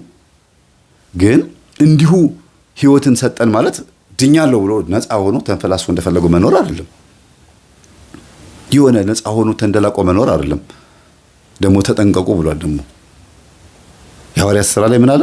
ወደ መንግሥተ ሰማያት እንገባ ዘንድ በብዙ መከራና ድካም ውስጥ መሆን አለበት አለ። እንደገናም ደግሞ የሚወድ የሚኖር መስቀሉን ተሸክሞ ይከተለኝ ነው የሚለው። መስቀሌን አላለም፣ መስቀሉን የግል እኛ ጋር ደግሞ ሌላ አለ የምንቀበለው። ክርስቶስን ከወደድነው በኋላ የምንከፍለው ዋጋ ደግሞ አለ። ፍቅራችን የምንገልጽበት አጋንንት እንዳይጠልፈን ገነት መንግሥተ ሰማያት እንዳንወርስ የሚከላከል የሥጋ ፈቃድን ይህን ሁሉ ነገር አሸንፈን ነው ደግሞ መንገባው። በፊት አልተፈቀደም ነበር ገነት መግባት። አሁን ግን ተፈቅዷል። ግን ስንገባ በጠባቧ መንገድ ነው የምናልፈው። ለዚህ ነው እኮ ሰፊው መንገድ ብዙዎች ይመጡታል የተባለው። ጠባቧ መንገድ ጥንቃቄ ትፈልጋለች። እንዲህ እያላችሁ ነው የምትሄዱባት። እንዲህ ገደል ነው። ቀጥ ብሎ መንገድን ማየት ጠባብ ያረጋትም ለዚህ ነው። አንደኛ ከመንገዳችሁ ውጪ ሌላ ነገር እንዳታዩ ነው።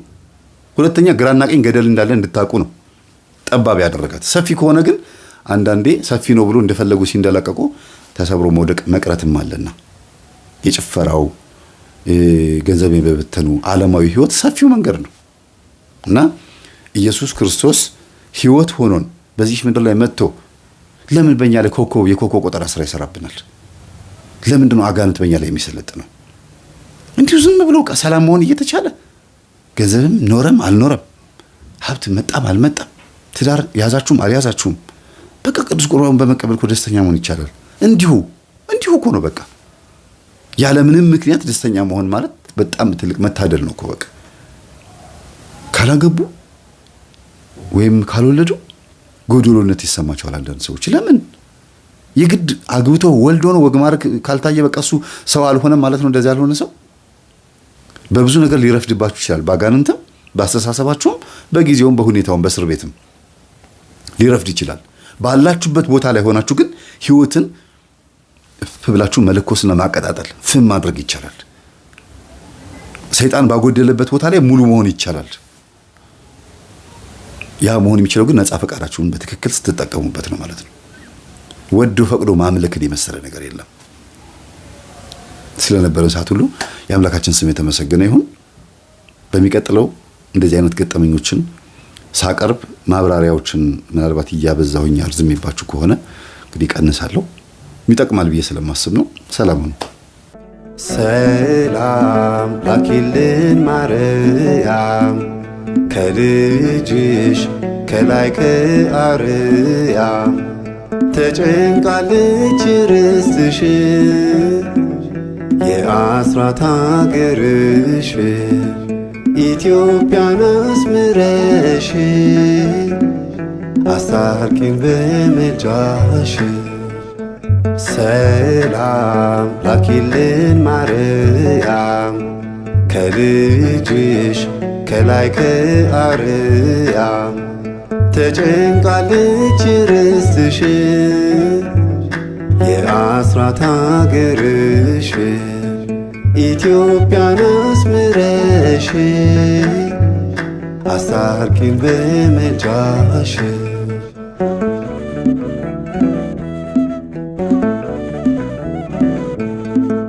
የቅዱሳን ሀገር ተብላ እንዳልኖረች ሆናለች ኢትዮጵያ ለኃጢአት የተገዛች። እባክሽ ማርያም ሰላም አውርጅልን ከልጅሽ አስታርቂን የቀረው ቀርቶብን። ኪዳነ ምሕረት ከዘንዶ አድኝን። ሰላም ላኪልን ማርያም ከልጅሽ ከላይ ከአርያም ተጨንቃለች ርስትሽ የአስራት ሀገርሽ ኢትዮጵያን አስምረሽ አስታርቂን በምልጃሽ።